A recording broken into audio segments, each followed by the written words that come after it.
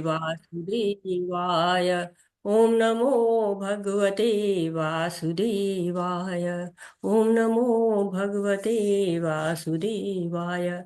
श्री प्रभुपाद जी के द्वारा श्री प्रभुपाद जी की जय। हरे कृष्णा। मंगलाचरण हो चुका है तो हम लोग आते हैं, अपना सत्र शुरू करते हैं। हरे कृष्णा। माता जी पढ़ने को दीजिए। कौन पढ़ना चाह रहा है?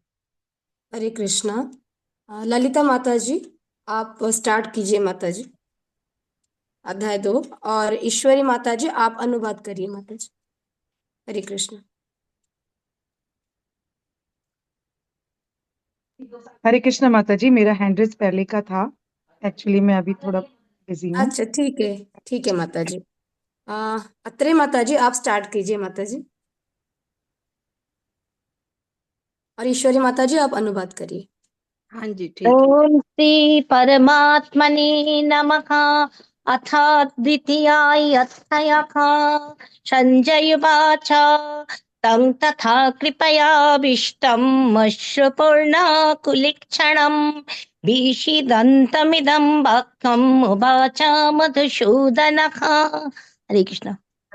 हरे कृष्णा। संजय ने कहा, करुणा से व्याप्त शोक युक्त अश्रुपूरित नेत्रों वाले अर्जुन को देखकर मधुसूदन कृष्ण ने ये शब्द कहे।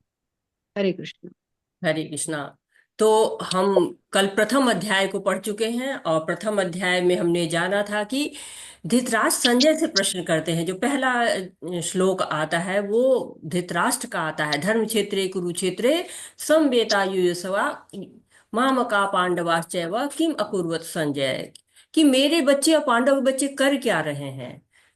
अब वेद व्यास जी ने हमको पूरी सेटिंग करके दे दी है पहले अध्याय में कि कुरुक्षेत्र में सैन्य स्थल जो है वहां पे हो क्या क्या रहा है। तो एक तरह से उन्होंने दो तरह की हमको बताई है सेटिंग। कि एक तो लोग शारीरिक रूप से कैसे हैं, कैसे खड़े हैं, कैसे व्यू रचना हुई, कौन कौन दिख रहा है, कौन कौन शारीरिक रूप से उपस्थित है, क्या हो रहा है वो बताया। दूसरे उन्होंने अंदर के जो मनोभाव है उनके बारे में भी बताया है यहाँ पर। कि धृतराष्ट्र सोच क्या रहा है, पुत्रों के प्रति उसका जो लगाव आसक्ति दिख रही है। चाह रहा है कि पुत्र ही जो है राज्य के अधिकारी हो। और लेकिन डर भी रहा है, कभी भी युद्ध होता है तो लोग को लगता है कि हाँ जीतेंगे कि नहीं जीतेंगे। तो वो भी एक भय उसके अंदर है, जो कि पांडव भयभीत नहीं है। और साथ ही उसको लग रहा है ये तो धर्म क्षेत्र है, ऐसा ना कि हमारे बच्चे कुछ समझौता कर ले, और समझौता कर ले तो कुछ हिस्सा पांडवों को देना पड़ जाए। लेकिन एक उनको ये भी लग रहा है कि पांडव तो थोड़े धर्म वाले हैं, पवित्रता वाले हैं, वो तो ऐसा कर सकते हैं कि अपने दावे को त्याग कर दे और चले जाएंगे, वन में चले जाएंगे और वहां पे वन में रहेंगे, और मेरा बेटा निष्कलंक जो है पूरा राज करते रहेगा। पूरी तरह से सारी धरती का राज उसी का होगा। दुर्योधन की राजनीति दिखाई है कि कैसे दुर्योधन राजनीति कर रहा है। कभी द्रोणाचार्य के पास जा रहा है, कभी भीष्म के पास जा रहा है, और अंदर अंदर क्या सोचे, मद अर्थे, मेरे अर्थ से पल रहे हैं ये लोग, मेरे लिए ये लोग अपनी जान दे देंगे। ये भी उसको विश्वास है। सेना को भी कह रहा है देखो तुम लोग अच्छे से लड़ना, भीष्म पुराने हो गए हैं, सारा दारोमदार तुम्हारे ऊपर आ रहा है, तो आप लोग उनकी रक्षा करिएगा। तुलना कर रहा है कि हमारी सेना तो, अरे 11 अच्छोड़ी हमारी सेना है, उनकी तो 7 ही अच्छोड़ी है। फिर भी ऐसा ना हो कि वहां तो बड़े अच्छे अच्छे लोग हैं, ऐसा ना जीत जाए। तो सारी जो है वो मानसिक स्थिति क्या चल रही है, विचार क्या चल रहे हैं। शंखनाद हो रहा है, भीष्मदेव को दिखा रहा है कि भीष्मदेव कितने बढ़िया पितामह है कि जरा सा दुर्योधन निराश होता है तो तुरंत शंख बजाने लगते हैं। दुर्योधन खुश हो जाता है, जैसे बच्चे को हम खिलौना दे देते हैं, खुश हो जाता है बच्चा। वैसे जो है पितामह का जो है दिखाया कि उनकी भावनाएं कैसी हैं। और साथ ही साथ कृष्ण आ जाते हैं, अर्जुन आ जाते हैं, तब क्या होता है, तरह तरह के शंख बजते हैं, पंचजन्य शंख, देवदत्त का जो है शंख, पौंड्रू शंख, अनंत विजय, सुघोष, मणिपुष्प, ये सारे शंख बज उठते हैं, पांडवों के ये सारे शंख हैं। और कह रहे हैं कि उधर से भी रणभेरी बज चुकी है। अब जब इतना शोर होना शुरू हो जाता है तो इतना कोलाहल होता है, कौरव डर जाते हैं, विदीर्ण होने लगता है। और जब अर्जुन आ जाते हैं तो अर्जुन पे दिखाया कि अर्जुन का रथ है, बहुत जो है शक्तिशाली रथ है, और उसमें हनुमान जी का जो है विराजमान है वहां पर। और साथ ही साथ कहते हैं कि लक्ष्मी जी भी हैं, क्योंकि जहाँ पे भगवान रहते हैं वहाँ लक्ष्मी जी रहती रहती हैं, उनके साथ में रहती हैं। और मोक्षदा एकादशी के दिन बोला गया है। और कौरव के हृदय विदीर्ण हो रहे हैं, ये सब क्या है, विजय के संकेत दिख रहे हैं कि। और कृष्ण जो है सारथी के रूप है, अच्युत है जबकि वो, ऋषिकेश है, इंद्रियों के स्वामी हैं, इसलिए अर्जुन की इंद्रियों को वो नियंत्रित कर लेते हैं और अर्जुन मोह में पड़ जाते हैं। अर्जुन मोह में पड़ते हैं, उनके साथ क्या होता है कि पांच जो है कारण आते हैं, क्यों युद्ध नहीं करना चाहते हैं, उन पांच कारणों को हम जानते हैं। तो जो भगवत गीता हम पढ़ते हैं तो हमें कुछ चीजों का ध्यान रखना चाहिए। हमको अलर्ट रहना चाहिए कि हाँ, हम जो सुन रहे हैं उसके प्रति हमको अलर्ट रहना चाहिए, और साथ ही साथ हमें एक्टिव होना चाहिए। एक्टिव रहें हम, और रिस्पॉन्सिव भी होना चाहिए हमको। तो क्यों कि हम जब भगवत गीता को बहुत ध्यान से पढ़ेंगे, बहुत अच्छी तरह से पढ़ेंगे, तो बाद में उसका हमको क्या मिलेगा, ये भी भगवान हमको बताते हैं। और साथ ही साथ हमारी सारी समस्याओं का समाधान होता है। जो पहला अध्याय है, प्रॉब्लम ही प्रॉब्लम बता रहे, कौन सी प्रॉब्लम, प्रॉब्लम की डिफिनेशन आ रही, समस्याओं को बताया जा रहा है, समस्याओं को परिभाषित किया जा रहा है। क्यों समस्याएं आ रही हैं? देहात्म बुद्धि से, देह के स्तर पे सोच रहा है अर्जुन। तो देहात बुद्धि क्या है? ये भी जो है वो एक तरह की समस्या है, और उसके लक्षण जो है वो दिखाई, पांच लक्षण दिखाई पड़ना शुरू हो गए हैं। जो हम लोग याद करते थे, इसको तो याद करते, CESDI। सी मतलब कंपैशन, दया आ रही है, शरीर पे दया आ रही है अर्जुन को। कोई इंजॉयमेंट नहीं है, ई फॉर इंजॉयमेंट, कोई हार जीत गए तो क्या जो है आनंद है। और एस फॉर सिन, पाप बहुत है इसमें। और डी फॉर डिस्ट्रक्शन, कुलक्षय, कुल का क्षय हो जाने वाला है। और आई फॉर इनडिसीजन, यानी कि और निर्णय, असमंजस की स्थिति है। हमारे यह असमंजस की स्थिति क्यों होती है, उसका कारण भी यहाँ बताया जाएगा। और एक बात और है, आई से एक चीज और इंडिकेट होती है, आई, मैं कौन हूँ। कोई भी आध्यात्मिक के जो चिंतन शुरू होता है वो यहीं से शुरू होता है, मैं कौन हूँ। और इसी मैं पर भी विस्तार से बात होगी यहाँ पर, कि मैं हूँ कौन, और बताया जाएगा कि आध्यात्मिक स्तर पर जब हम सोचते हैं, वैसे जब मैं कौन हूँ भौतिकता से सोचते हैं तो हमें लगता है कि नहीं, हमारा नाम है, हमारा घर है, हमारा परिवार है, हमारा देश है, हमारा समाज है, हम उससे परिभाषित होते हैं। लेकिन जब हम आध्यात्म में उतरते हैं तो यहाँ बताया जाता है कि मैं कौन हूँ। तो पहले से जो 10 श्लोक है वो आ रहे हैं कि भगवान के प्रति कैसे अर्जुन का समर्पण हो जाता है, शरणागति हो जाती है। 11 से 30 में उत्तर मिलता है, मैं कौन हूँ, सांख्य योग की बात होती है। और 31 से 53 तक जो है दो तरह के धर्म बताए जा रहे हैं, स्वधर्म और जो है वो नित्य धर्म, भगवान के प्रति धर्म, और जो है भौतिक धर्म, इनके दोनों के बारे में बताया जा रहा है। धर्म किसको कहते हैं? धर्म उसको कहते हैं कि जो हमारे साथ रहे, जो हमारे से अलग ही ना हो पाए। जैसे चीनी है, चीनी का धर्म है मीठा होना, मिर्च का धर्म है कि तीखा होना। अगर चीनी जो है वो कड़वी लगने लगे तो क्या होगा? चीनी चीनी नहीं रह जाएगी। अगर मिर्च जो है वो मीठी लगने लगे तो मतलब चीनी कड़वी लगने लगे तो वो चीनी नहीं रह जाएगी, मिर्च अगर मीठी लगने लगे तो वो मिर्च नहीं रह जाएगी। तो हमारा धर्म क्या होता है? हम जिस रूप में है, हमारे जो हमसे अलग ही ना हो सके, वो हमारा धर्म होता है। और धर्म की जो है वो पालना करना मनुष्य के लिए बहुत जरूरी है, क्योंकि मनुष्य ही है ऐसा जो धर्म के रास्ते पर चल सकता है। बाकी जो जीव है वो तो क्या है, आहार निद्रा भय मैथुन पर ही चलते रहते हैं। तो सांख्य योग यहाँ बताया जाएगा। और वैसे तो इसको गीता का सार कहा गया है, यानी कि यहाँ पर सार बताया जाएगा कि भगवत गीता में आगे क्या आने वाला है। इसको सांख्य योग कहते हैं, क्योंकि सांख्य योग में बताया जाता है कि हमारा भौतिक जगत और हमारा शरीर किन तत्वों से मिलकर बना हुआ है। और इसका एक अर्थ बिंदु भी होता है सांख्य का, यानी कि गीता के मुख्य बिंदुओं पर चर्चा होगी, और उन्हीं का विस्तार आगे के श्लोकों में किया जाएगा। तो बहुत महत्वपूर्ण महत्वपूर्ण श्लोक आने वाले हैं, बहुत सैद्धांतिक जो है श्लोक आने वाले हैं। भगवान की वाणी जो है वो आरंभ होने वाली है यहाँ पर। तो अभी जो है वो हम देख रहे हैं कि संजय की वाणी आई हुई है। संजय क्या कह रहे हैं कि करुणा से व्याप्त है, कौन? अर्जुन। शोक से युक्त हैं और अश्रु से पूरित हैं। अब ये जो अर्जुन की दशा है, ये दशा उचित है या अनुचित है? ऐसी दशा होनी चाहिए, ये चार तरह के दुख उनको होने चाहिए या नहीं होने चाहिए? हरे कृष्णा, कोई बताना चाहेगा? आप लोग हैंड्स डाउन कर लें तो फिर पता चलेगा कौन पढ़ने के लिए या आंसर के लिए। हरे कृष्णा। आंसर कोई देना चाहता है कि ये जो अर्जुन के प्रश्न आए हुए हैं, 4 प्रश्न आए हैं पिछले उसमें, जिसकी बात अभी हो चुकी है, दया है, पापूर्ण क्रियाएं हैं, और कोई आनंद नहीं है, लक्ष्य होने वाला है, और साथ ही साथ पांचवा असमंजस की स्थिति है। ये उचित है, ये होने चाहिए या नहीं होने चाहिए? गलत लग रहा है आपको या सही लग रहे हैं? ईश्वरी माता जी, हरे कृष्णा, बताइए माता। हरे कृष्णा माता जी। हरे। ये सब सही है अगर अर्जुन एक क्षत्रिय ना होता तो, केवल एक भक्त होता, साधु होता, संत होता, तो उसका ऐसा सोचना ठीक था जैसा वो सोच रहा है। लेकिन वो युद्ध के मैदान में खड़ा है और भगवान स्वयं उसे आदेश कर रहे हैं, तो ये सही नहीं है माता जी, उचित नहीं है अर्जुन के लिए। हरे कृष्णा। तो माता जी कह रही हैं कि सही नहीं है, और किसी का कोई मत है? कविता माता जी, हरे कृष्णा, बताइए। हरे कृष्ण माता जी, वो अर्जुन अभी बॉडी लेवल पे सोच रहा है, एक्चुअली वो अ, आत्मा, वो अर्जुन तो एक आत्मा है, पार्षद है भगवान के, तो इसलिए वो सही है युद्ध करना। उसे युद्ध करना चाहिए, ठीक है। हम्म। अब देखते हैं, आगे पढ़ते हैं कि भगवान क्या कहते हैं अर्जुन को। माता जी लोग कह रहे हैं कि सही नहीं है, जबकि क्या है, हम जब साधारण जीवन में रहते तो कहते हैं दया तो करनी ही चाहिए, हम्म, हिंसा नहीं करनी चाहिए। पारिवारिक परिवार के बारे में हम सोचते हैं, पारिवारिक परंपराएं नष्ट होगी ये तो हम सोचते हैं ना, और घरों में। और साथ ही कोई आनंद नहीं है, जब अपने नहीं रहेंगे तो क्या आनंद है, हम इन बातों को कहते हैं।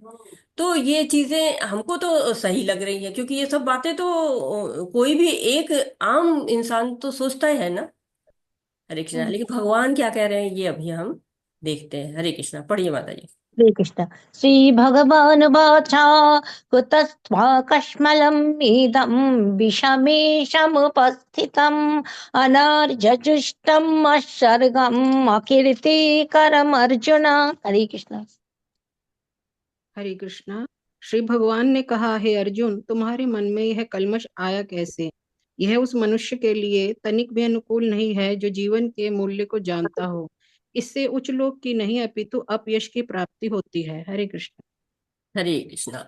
तो क्या कह रहे हैं कि ये कुलस्तवा अज्ञान है तुम्हारा, ये कलमश तुम्हारे अंदर आया कहाँ से? ये जो है वो क्या कह रहे हैं, श्री कृष्ण जी कह रहे हैं, भगवान हुआच, भगवान इस बात को कह रहे हैं कि ये कलमश तुम्हारे अंदर आया कैसे। डांट रहे हैं, साधारण जीवन में लगता है बड़ा अच्छा कर रहे हैं, लेकिन कह रहे कुलस्तवा कलशम अनार्य जुष्टम, ऊंचे कुल के तुम अनार्य हो, और व्यवहार क्या कर रहे हो, मतलब तुम आर्य हो और व्यवहार क्या कर रहे हो, अनार्यों जैसा तुम व्यवहार कर रहे हो।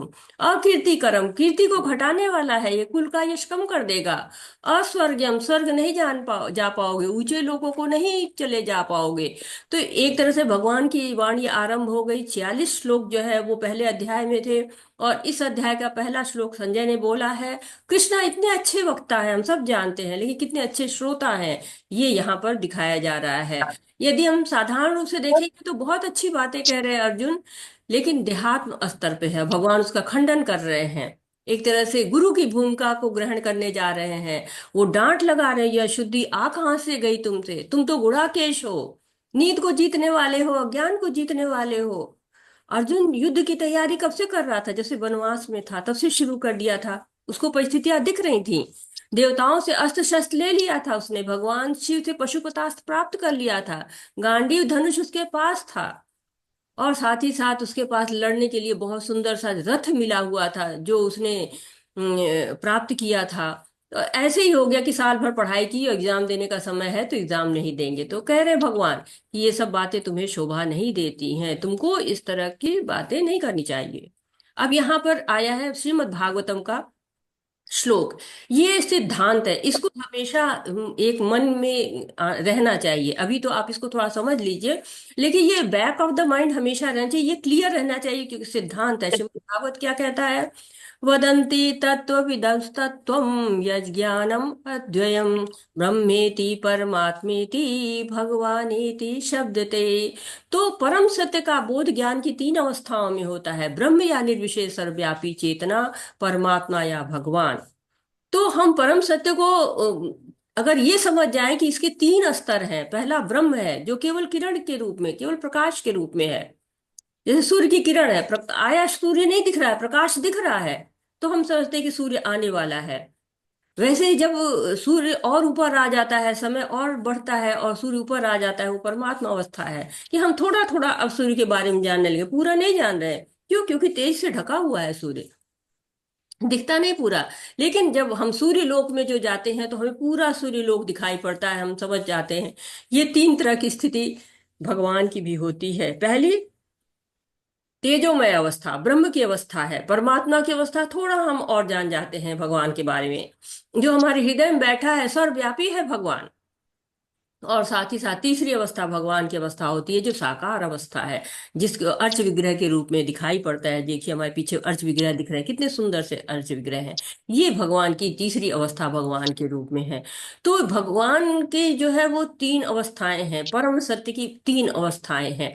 और साथ ही साथ यहाँ भगवान वाचा कहा गया है। भगवान छह भग होते हैं, जिसमें जो आप पिछले लेवल 1 में पढ़ चुके हैं कि छह भग होते हैं भगवान के अंदर। और जो छह भग किसी में भी पूर्ण तरह से, कहते हैं समस्त धन शक्ति यश सौंदर्य ज्ञान तथा त्याग से युक्त परम पुरुष भगवान कहलाता है। तो जिसके अंदर ये सारे छह गुण पूरी तरह से भग कहलाते हैं, ये जो धारण करता है वो भगवान कहलाता है। जैसे कि जो विद्या धारण करता है वो विद्यावान कहलाता है, जो धन धारण करता है उसको धनवान कहते हैं। जो इन छह चीजों को पूरी तरह से धारण करता है वो भगवान कहलाता है। हरे कृष्णा। पढ़िए मत। क्लैवं श्माश्मगमो पार्थ नैतात्तैयोपपद्यते क्षुद्रं हृदय दौर्बल्यं तत्तिष्ठ परन्तप। हरे कृष्ण।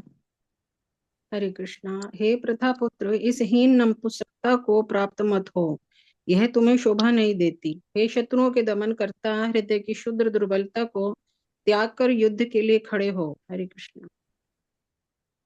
हरे कृष्णा। तो क्या कह रहे हैं? पार्थ हो तुम, पिता पुत्र हो तुम, वीर माता के पुत्र हो, ये दुर्बलता कहाँ से आ गई तुमको? कहते हैं ना, तुम इतने बड़े जो है वो योद्धाओं के खानदान से हो, तुम कैसे इस तरह के जो है युद्ध करने से मना कर सकते हो? तुम वीर माता के पुत्र हो, दुर्बलता त्यागो। हमारे अंदर भी दुर्बलताएं हैं। हम भी सोचते हैं कि भक्ति करेंगे, लेकिन फिर सोचते हैं अरे भक्ति में तो बड़ा मुश्किल है, मंगल आरती करनी पड़ेगी, जपा करना पड़ेगा, फिर भगवान की सेवा करनी पड़ेगी। लेकिन नहीं, जो भगवान के दास हैं हम और हमारा कार्य है, वैसे ही कह रहे हैं कि तुम क्षत्रिय हो, क्षत्रिय धर्म का पालन करो, तुम युद्ध करो। हरे कृष्णा। अर्जुन वाचा कथं भीष्ममहं शङ्खे द्रोणं च मधुसूदन इषुभिः प्रतिजष्यामि पूजार्हाय रिषोदन। श्री कृष्ण। हरे कृष्ण। अर्जुन ने कहा, हे शत्रुहंता, हे मधुसूदन, मैं युद्ध भूमि में किस तरह भीष्म तथा द्रोण जैसे चलाऊंगा। हरे हरे कृष्णा। तो क्या कह रहे हैं कि मैं कैसे अपने गुरु पे है, भीष्म है और द्रोणाचार्य है, कृपाचार्य है, सब पे कैसे पूजनीय लोग हैं, बड़े लोग हैं, पितामह हैं, पिता हैं, कैसे मैं इन पे युद्ध करूंगा, वाण कैसे चलाऊंगा? कहते हैं कि गुरु के साथ तो वाणी में से भी युद्ध नहीं करना चाहिए। और युद्ध करना करने के कितने तर्क दिए जा रहे हैं अर्जुन। हरे कृष्णा। आप लोग को कुछ बाहरी आवाजें तो नहीं आ रही हैं? नहीं माता जी। नहीं ठीक है। माता जी। हरे कृष्ण। गुरून् हत्वा हि महानुभावान् श्रेयो भक्तुं भक्ष्यमपि खलोके हत्वार्थकामांस्तु गुरूनिहैवो भुञ्जीय भोगानि रुधिरो प्रतिग्धान्। हरे कृष्ण। हरे कृष्णा। ऐसे महापुरुषों को जो मेरे गुरु हैं, उन्हें मारकर जीने की अपेक्षा इस संसार में भीख मांगकर खाना अच्छा है। भले ही वे सांसारिक लाभ के इच्छुक हों, किंतु हैं तो गुरुजन ही। यदि उनका वध होता है तो हमारे द्वारा भोग्य प्रत्येक वस्तु उनके रक्त से सनी होगी। हरे कृष्ण। अर्जुन कह रहे कि इससे अच्छा है भीख मांग कर खा लो। सोच रहे हैं कि इन सबको मार के जीत भी जाऊं तो क्या होगा, कोई लाभ नहीं है। और हार गए तो भी क्या होगा, क्योंकि चीज हम खरीद के लाते हैं, कुछ भी हमारे पास अच्छा होता है तो हम क्या करते हैं, सबसे पहले हम अपनों को दिखाते हैं कि जो हमारा होता है, नहीं देखो हम क्या चीज लाए हैं, देखिए हमारा मकान बन गया, आके देखिए। या हम सबको इनवाइट करते हैं कि नहीं हमारे पास इतनी जो है वो चीजें हैं, देखिए। और जो हमारे अपने ही नहीं होंगे तो हमें इससे लाभ क्या होगा। तो 1 से 10 तक जो है जो श्लोक आते हैं वो अर्जुन के अनिर्णय को दिखाते हैं और कृष्ण को गुरु स्वीकार करने के लिए दिखाते हैं। 11 से जो 30 तक के श्लोक हैं वो आपके सांख्य योग के श्लोक हैं, ज्ञान के श्लोक हैं, शरीर और आत्मा के बारे में बताते हैं। 31 से 37 तक के जो श्लोक चलते हैं वो सकाम कर्म के बारे में बताते हैं कि जो सकाम कर्म करने से उनका मतलब जो निर्धारित कर्तव्य हमारे होते हैं, अगर उनको हम करते हैं तो उससे आनंद मिलता है। 38 से 53 तक के श्लोक जो है बुद्धि योग निष्काम कर्म योग के बारे में बताते हैं। और जब उससे आगे हम बढ़ते हैं 54 श्लोक से 72 श्लोक तक, जो स्थिति प्रज्ञ हो गए हैं, जो अपनी स्थिति में बिल्कुल दृढ़ हो चुके हैं, उनके बारे में बात की जाती है। तो एक तरह से इस अभी हम जो पढ़ रहे हैं जहाँ पे, वो हम पढ़ रहे हैं कि अर्जुन शरणागत होने जा रहे हैं, अर्जुन की शरण की तरफ आगे बढ़ रहे हैं। जैसे होता है ना कि हमें अगर कोई इंजीनियरिंग पढ़नी है तो इंजीनियरिंग कॉलेज में जाना पड़ेगा, मेडिकल जाना है तो मेडिकल में एडमिशन लेना पड़ेगा। वैसे ही जब हमें आध्यात्मिक ज्ञान की तरफ जाना है तो हमें गुरु की तरफ जाना पड़ेगा। हरे कृष्णा। न चैतति विद्मो कतरन्न गरीयो जत्मा जयेम यदि पा न जयेयुः याने बहत्वा न जिजीविषामः तेव स्थिता प्रमुखे धत्र राष्ट्रः। हरे कृष्ण। हरे कृष्णा। हम यह भी नहीं जानते कि हमारे लिए क्या श्रेष्ठ है, उनको जीतना या उनके द्वारा जीते जाना। यदि हम धृतराष्ट्र के पुत्रों का वध कर देते हैं तो हमें जीवित रहने की आवश्यकता नहीं है, फिर भी वे युद्ध भूमि में हमारे समक्ष खड़े हैं। हरे कृष्णा। अर्जुन क्या है, अनिर्णय की स्थिति में है। क्या स्थिति मेरे लिए श्रेष्ठ है, जीत जाऊं या हार जाऊं, कौरव जीत जाए, क्या करूं। इस तरह से एक अजीब सी असमंजस की स्थिति में पड़े हुए, सही क्या है गलत क्या है समझ ही नहीं पा रहे हैं। और कह रहे कि अगर मैं जीत जाता हूं तो ये सारे लोग मारे जाएंगे, अगर मैं हार जाता हूं तो क्या होगा, बड़ी जो है वो बदनामी होगी। तो काफी चीजों को वो सोच रहे हैं। हरे कृष्णा। हरे कृष्ण। कार्पण्यदोषोपहतो स्वभावः पृच्छामि त्वं धर्मसम्मूढचेतः यच्छेय सन्निष्ठितं ब्रूहि तन्मे शिष्यस्तेऽहं सदिमं त्वं प्रपन्नम्। हरे कृष्णा। अब मैं अपनी कृपण दुर्बलता के कारण अपना कर्तव्य भूल गया हूँ और सारा धैर्य खो चुका हूँ। ऐसी अवस्था में मैं आपसे पूछ रहा हूँ कि जो मेरे लिए श्रेष्ठकर हो उसे निश्चित रूप से कहें, बताएं। अब मैं आपका शिष्य हूँ और आपका शरणागत हूँ, कृपया मुझे उपदेश दें। हरे कृष्णा। हरे कृष्णा। तो बहुत महत्वपूर्ण श्लोक है, बहुत सुंदर श्लोक है। ये बहुत जगह प्रयोग किया जाता है, एक तरह से ये हमको भी जो है बता रहे हैं कि क्या करना चाहिए जब ऐसी सिचुएशन आ जाती है, जब हम इतने असमंजस में होते हैं तो क्या करना चाहिए। और भगवत गीता यहाँ से नया मोड़ ले रही है। अर्जुन युद्ध योद्धा है, युद्ध करना बहुत अच्छी तरीके से आता है। वो कृष्ण से ये नहीं चाहते कि हमको बताइए कि तीर कैसे चलाएं, बाण कैसे चलाएं, किधर को जाए किधर नहीं, ये सब कुछ नहीं चाहते हैं। वो युद्ध करना जानते हैं, पूरी तरह से ट्रेनिंग लेके आए हैं, देवताओं से अस्त्र शस्त्र मांग के लाए हैं। तो इसी तरह से सामान्य जीवन में कभी कभी हमें नहीं समझ में आता कि हमें क्या करना चाहिए, तो भगवत गीता सिखाती है सही गलत का भेद करना। जब कठिन समय आता है, निर्णय की स्थिति आती है, तो गुरु साधु और शास्त्र की मदद लेनी चाहिए। भागवतम भी हमको यही सिखाती है, भगवत गीता भी हमको यही सिखाती है। और हमें भागवतम भगवत गीता इसी भाव से पढ़ना चाहिए, अर्जुन के भाव से। तो ये दो मित्रों का वार्तालाप नहीं है, अर्जुन अब मित्र भाव से हट चुके हैं। अब वो गुरु बना ले रहे हैं, कृष्ण को गुरु बनाते हैं, शरणागत हो जाते हैं। मान लेते हैं कि मेरी बुद्धि इतनी अच्छी नहीं है, इतनी सक्षम नहीं है कि सही गलत का भेद कर सके। तो वो जो पांचों कारण को उचित बता रहे थे, वो तो भगवान ने कह दिया कि ये कल्मश आया कहाँ से तुम्हारे अंदर। तो एक तरह से भगवत गीता भगवान की वाणी है, सही रास्ता दिखा रही। यत् श्रेयः अनिश्चितम ब्रूहि तन्मे। श्रेयस क्या है, हमेशा पूछते हैं श्रेयस क्या है। तो यहाँ पर ये बात आई हुई है, कृपण स्वभाव हो गया है। यहाँ पर बता रहे कार्पण या दोष, कार्पण या दोष, कृपण हो गए हैं अर्जुन। तो कृपण लोग की क्या विशेषता होती है? कृपण कौन होता है कि अगर हमारे पास क्या है, सबसे मूल्यवान चीज है, उसका उपयोग नहीं कर रहे हैं तो हम कृपण हैं। हमारे पास सबसे मूल्यवान हमारा शरीर है, हम उसका उपयोग नहीं कर रहे हैं तो हम कृपण हैं।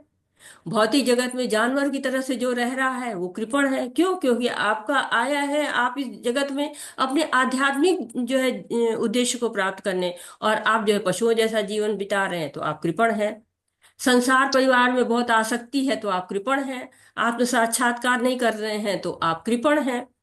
तो अर्जुन समर्पण कर रहे हैं। समर्पण तब करते हैं हम जब समस्याएं हमसे जो है खुद सॉल्व नहीं होती हैं।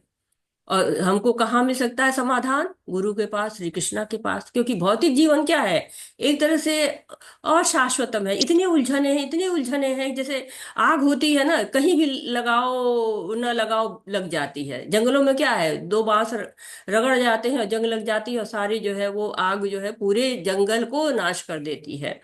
तो समस्याएं हमें आती हैं, लेकिन अर्जुन की तरह से हमें पूछना चाहिए इस गुरु से, साधु से, शास्त्र से, और हमें सही प्रश्न सही समय पर और सही रूप से पूछना चाहिए। तब हमें समस्याओं का समाधान मिल पाता है।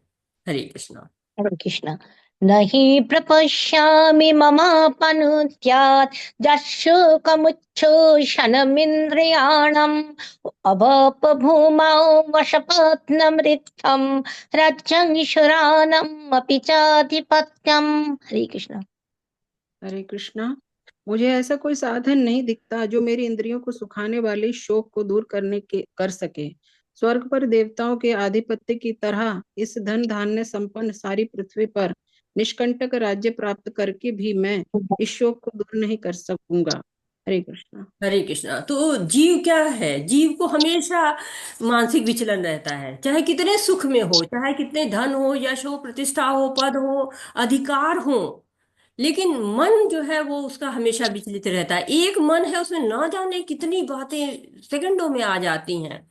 तो मन की जो शांति है वो धन से, पद से, प्रतिष्ठा से, यश से, परिवार से, समाज से नहीं खरीदा जा सकता है। कैसे खरीदा जा सकता है? भगवान की भक्ति से। और भगवान क्या है, कैसे खरीदे जा सकते हैं? श्रद्धा से, विश्वास से। हरे कृष्णा। संजय वाचा एवं उक्त्वा ऋषिकेशं गुराकेश परन्तपा नायुष्य इति गोविन्दम् उक्त्वा तूष्णीं बभूवुः। हरे कृष्ण। हरे कृष्णा। संजय ने कहा, इस प्रकार कहने के बाद शत्रुओं का दमन करने वाला अर्जुन कृष्ण से बोला, हे गोविंद, मैं युद्ध नहीं करूंगा, और चुप हो गया। हरे कृष्ण। हरे कृष्णा। तो कह रहे हैं कि अर्जुन की मैं युद्ध नहीं करूंगा, और कितने तरह के जो है वो भगवान को बुला रहे, गोविंदा। गोविंद यानी कि गौ को प्रसन्न करने वाले, जो है इंद्रियों को प्रसन्न करने वाले ऋषिकेश, गौ की रक्षा करने वाले, पृथ्वी की रक्षा करने वाले, आत्माओं को, जीव की रक्षा करने वाले। तो भगवान को याद कर रहे हैं, कितनी तरह से उनकी जो प्रशंसा कर रहे हैं, और कह रहे हैं बताइए मुझे सही मार्ग क्या है, सही मार्ग जानना चाह रहे हैं। हरे कृष्णा। तमुवाच ऋषिकेशा पश्यन्निव भारत शनयोर्भयोर्मध्ये विषीदन्तम् इदं वचः। हरे कृष्ण। हरे कृष्णा। हाँ।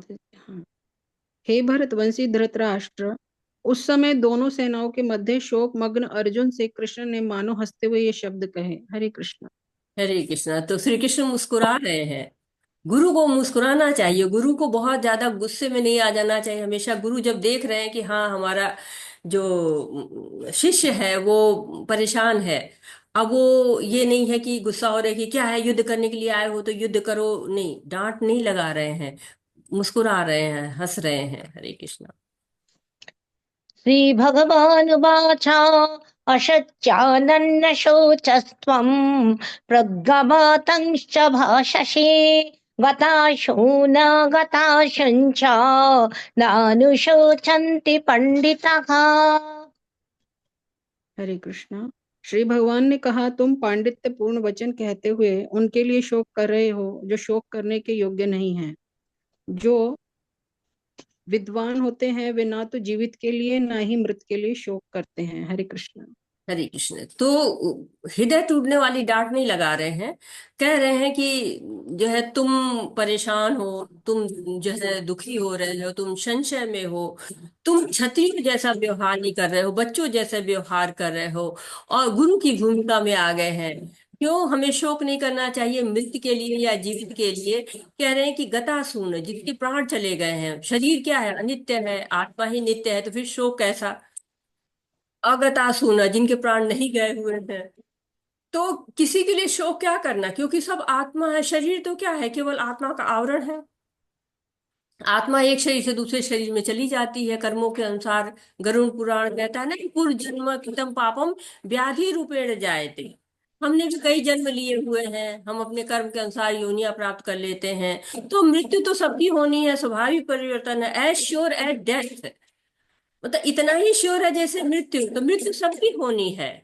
और मृत्यु के लिए शोक नहीं किया जाता है। तो एक तरह से भगवान मुस्कुराए हैं कि देखो अर्जुन हमारे बिल्कुल अब हम जैसा चाह रहे हैं वैसा करने जा रहा है। वेद व्यास जी भी बहुत चतुर हैं, बहुत छोटी छोटी चीजों को हमको बताते हैं। तो ये वेद व्यास जी की कृपा हमको माननी चाहिए, कैसे छोटी छोटी चीजों को हमको समझाते हैं, महसूस कराते हैं कि वहाँ क्या हो रहा है। तो हमें दोनों तरह से दिखाते हैं, फिजिकल भी क्या हो रहा है, साथ ही मानसिक स्थितियां भी कैसी हैं, उनके बारे में भी हमें बताते हैं। हरे कृष्णा।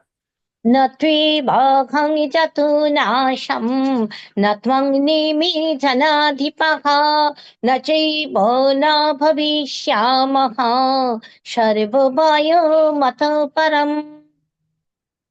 हरे कृष्णा। ऐसा कभी नहीं हुआ कि मैं ना रहा हूँ या तुम ना रहे हो, अथवा ये समस्त राजा ना रहे हों, और ऐसा ना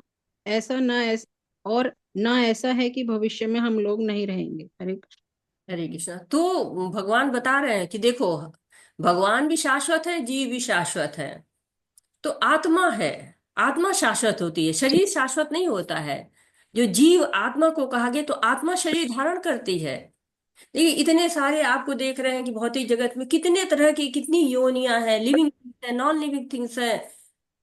तो पहाड़ है, घर है, सब नॉन लिविंग थिंग्स में जाती है। तो जीवित और अजीवित में फर्क क्या होता है? चेतना का फर्क होता है, आत्मा का फर्क होता है। जब आत्मा रहती है तभी शरीर में चेतना होती है। जैसे कार होती है, कार में ड्राइवर ना हो तो नहीं चलेगी कार। तो जब तक आत्मा ना हो तब तक शरीर नहीं चलती है।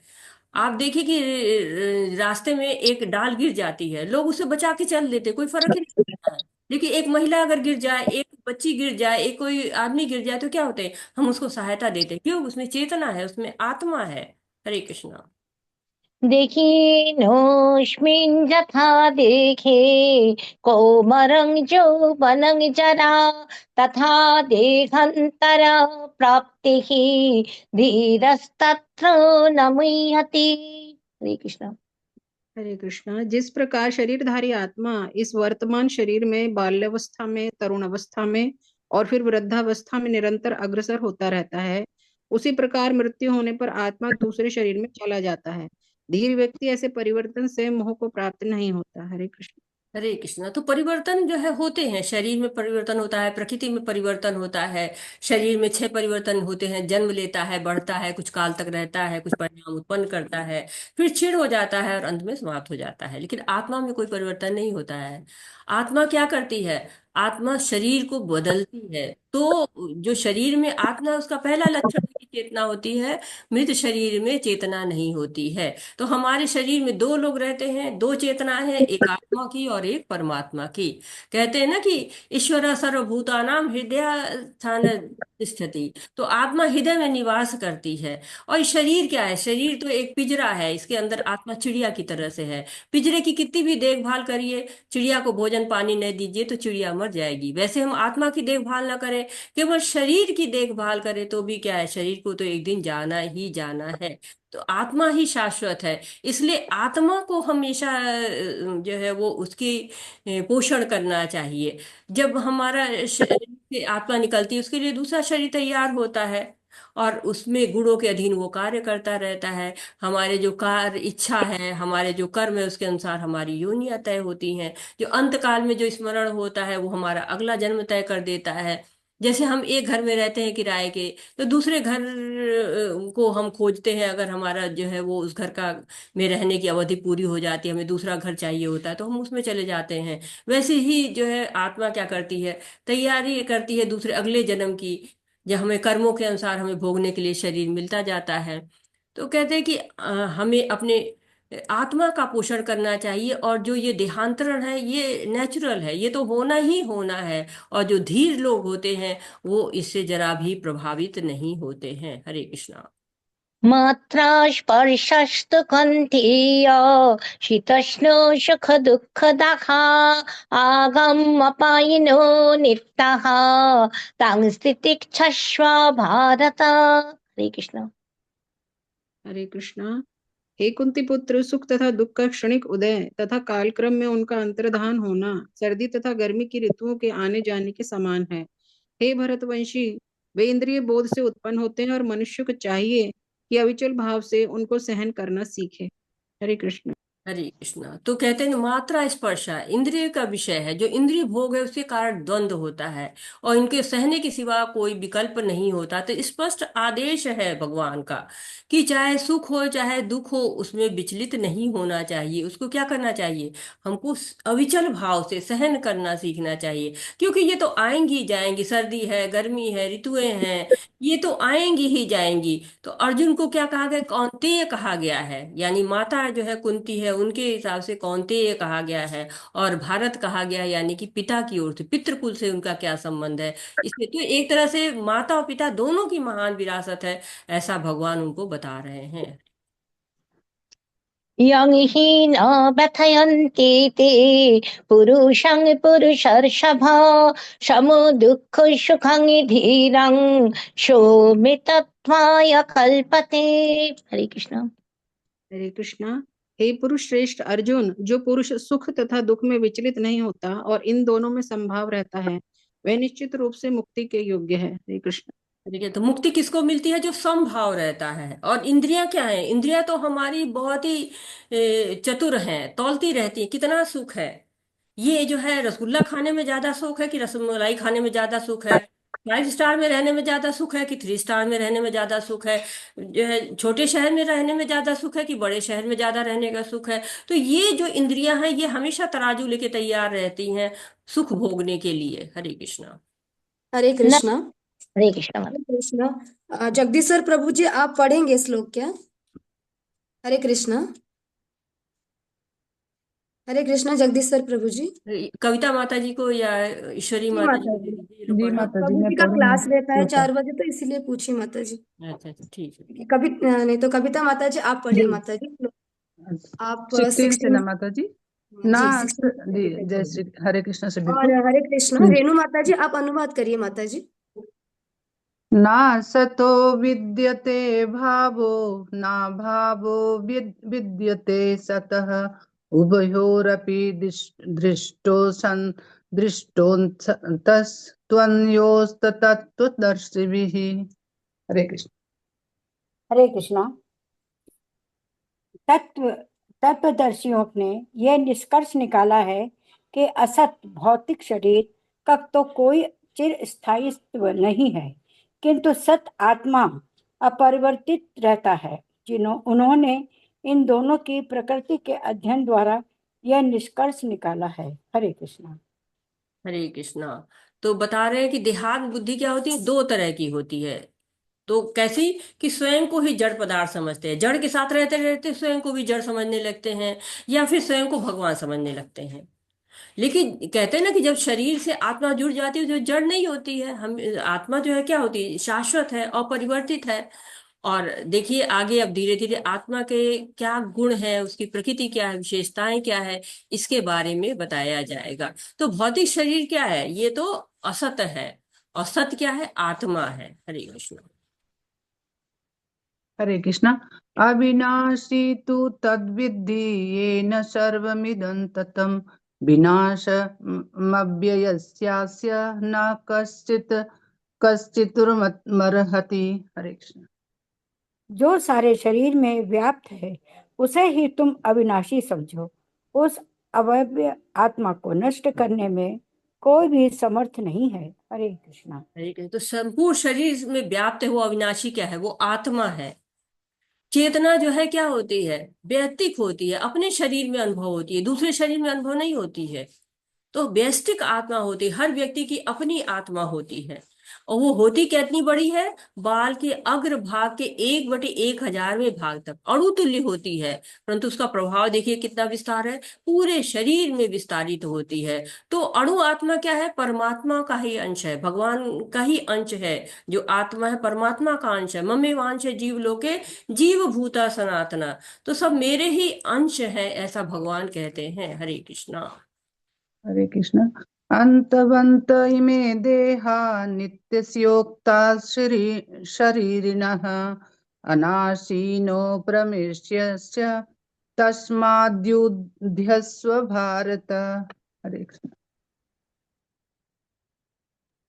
अवि अविनाशी, अप्रमेय तथा शाश्वत जीव के भौतिक शरीर का अंत अवश्य भावी है। अतः हे भारतवंशी, युद्ध करो। हरे कृष्णा। तो यहाँ पे क्या कहें कि आत्मा को कहा जाए कि आत्मा और शरीर की तुलना की गई है कि आत्मा नित्य है, अविनाशी है, अप्रमेय है। अप्रमेय मीन्स जिसको नापा ही ना जा सके, विनाश नहीं इसका हो सकता है। यानी कि अप्रमेय वैसे तो नाप बताई गई है कि हाँ वो इतना बड़ा है, लेकिन क्या है उसका हमेशा जो है वो मापा जा सके, हमेशा वो पॉसिबल नहीं है। क्योंकि कभी क्या देखिए कितने बड़े शरीर में वो आत्मा रहती है, कभी कितने छोटे शरीर में वो आत्मा रहती है। तो कहते कि विनाश नहीं हो सकता, अंत नहीं होता। जितना भी साबुन तेल लगाइए आत्मा का जो है वो मतलब आत्मा को साबुन तेल नहीं लगता, शरीर को जो है कहते हैं ना कि शरीर का अंत होता है। चाहे जितना साबुन तेल लगाइए, चाहे कितना भी कॉस्मेटिक का प्रयोग करिए, उसका विनाश अवश्य होगा। तो भगवान बता रहे हैं कि तुम भले ही इन कौरों के शरीर को देख रहे हो, परंतु इसकी इनकी जो है मृत्यु निश्चित है। हरे कृष्णा। हरे कृष्ण। य एक एनं सेकंड में। वेत्ति हन्तारं यश्चैनं मन्यते हतम् उभौ तौ न विजानीतो नायं हन्ति न हन्यते। हरे कृष्ण। हरे कृष्णा। जो इस जीवात्मा को मारने वाला समझता है तथा जो इसे मरा हुआ समझता है, वे दोनों ही अज्ञानी हैं, क्योंकि आत्मा ना तो मरता है और ना मारा जाता है। हरे कृष्ण। हरे कृष्णा। तो यहाँ पर जो पहले इसके बताया जा रहा था कि अविनाशी, अप्रमेय तथा शाश्वत जीव के भौतिक शरीर का अंत असंभावी है। तो इसमें आत्मा भी है और शरीर भी है, दोनों को बताया कि अविनाशी और अप्रमेय और शाश्वत जीव है, यानी कि आत्मा है। और भौतिक शरीर क्या है? ये जो है वो हमारा ऊपर का शरीर का आवरण जो है आत्मा का, इसका अंत निश्चित होता है। तो यहाँ पर जो है आत्मा की विशेषताएं लगातार बताई जा रही है कि आत्मा मरती नहीं है, सारे वैदिक शास्त्र इसको कहते हैं।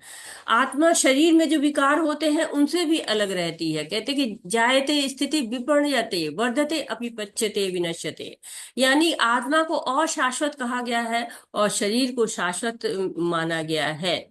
और जो ये जानता है कि आत्मा जो है वो शाश्वत मतलब जो ये चीज रहता जानता है इसको, ये दोनों अज्ञान में रहते हैं। और ज्ञान में जो रहता है वो क्या जानता है कि वो आत्मा शाश्वत है और शरीर अशाश्वत है। लेकिन साधारण जीवन में लोग यही समझते हैं कि आत्मा अशाश्वत है और शरीर शाश्वत है। हरे कृष्णा।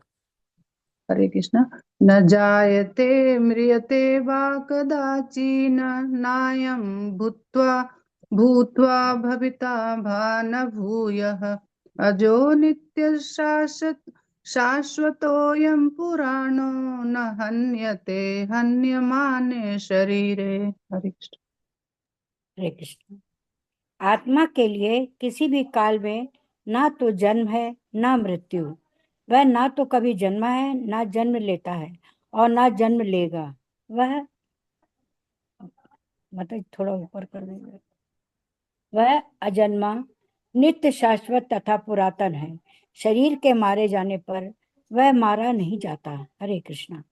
हरे कृष्णा। तो क्या बता रहे हैं कि आत्मा के बारे में बता रहे हैं कि आत्मा अजन्मा है, नित्य है, शाश्वत है और पुरातन है। और शरीर जो है वो मारा जाता है, लेकिन जो है वो आत्मा नहीं मारी जाती है। आत्मा जो है उसका कभी भी मृत्यु नहीं होती है, कभी भी जन्म नहीं होता है। तो न जन्म होगा न मृत्यु होगा, क्योंकि जो भी जन्म लेता है उसकी मृत्यु निश्चित होती है। हरे कृष्णा। हरे कृष्णा। वेदा विनाशिनं नित्यं य एनं जमव्ययम् कथं स पुरुषः पार्थ कं घातयति हन्तिकम्। हरे कृष्णा। मतलब इस थोड़ा हाँ आ गया बस। हे पार्थ, जो व्यक्ति ये जानता है कि आत्मा अविनाशी, अजन्मा, शाश्वत तथा अव्यय है, वह भला किसी को कैसे मार सकता है या मरवा सकता है। हरे कृष्णा। हरे कृष्णा। तो आत्मा का क्षय नहीं होता है। जैसे बच्चा है, खेलने जाता है, उधर से गंदा होके आता है, माता उसके कपड़े बदल देती है, नहा धो लेता है।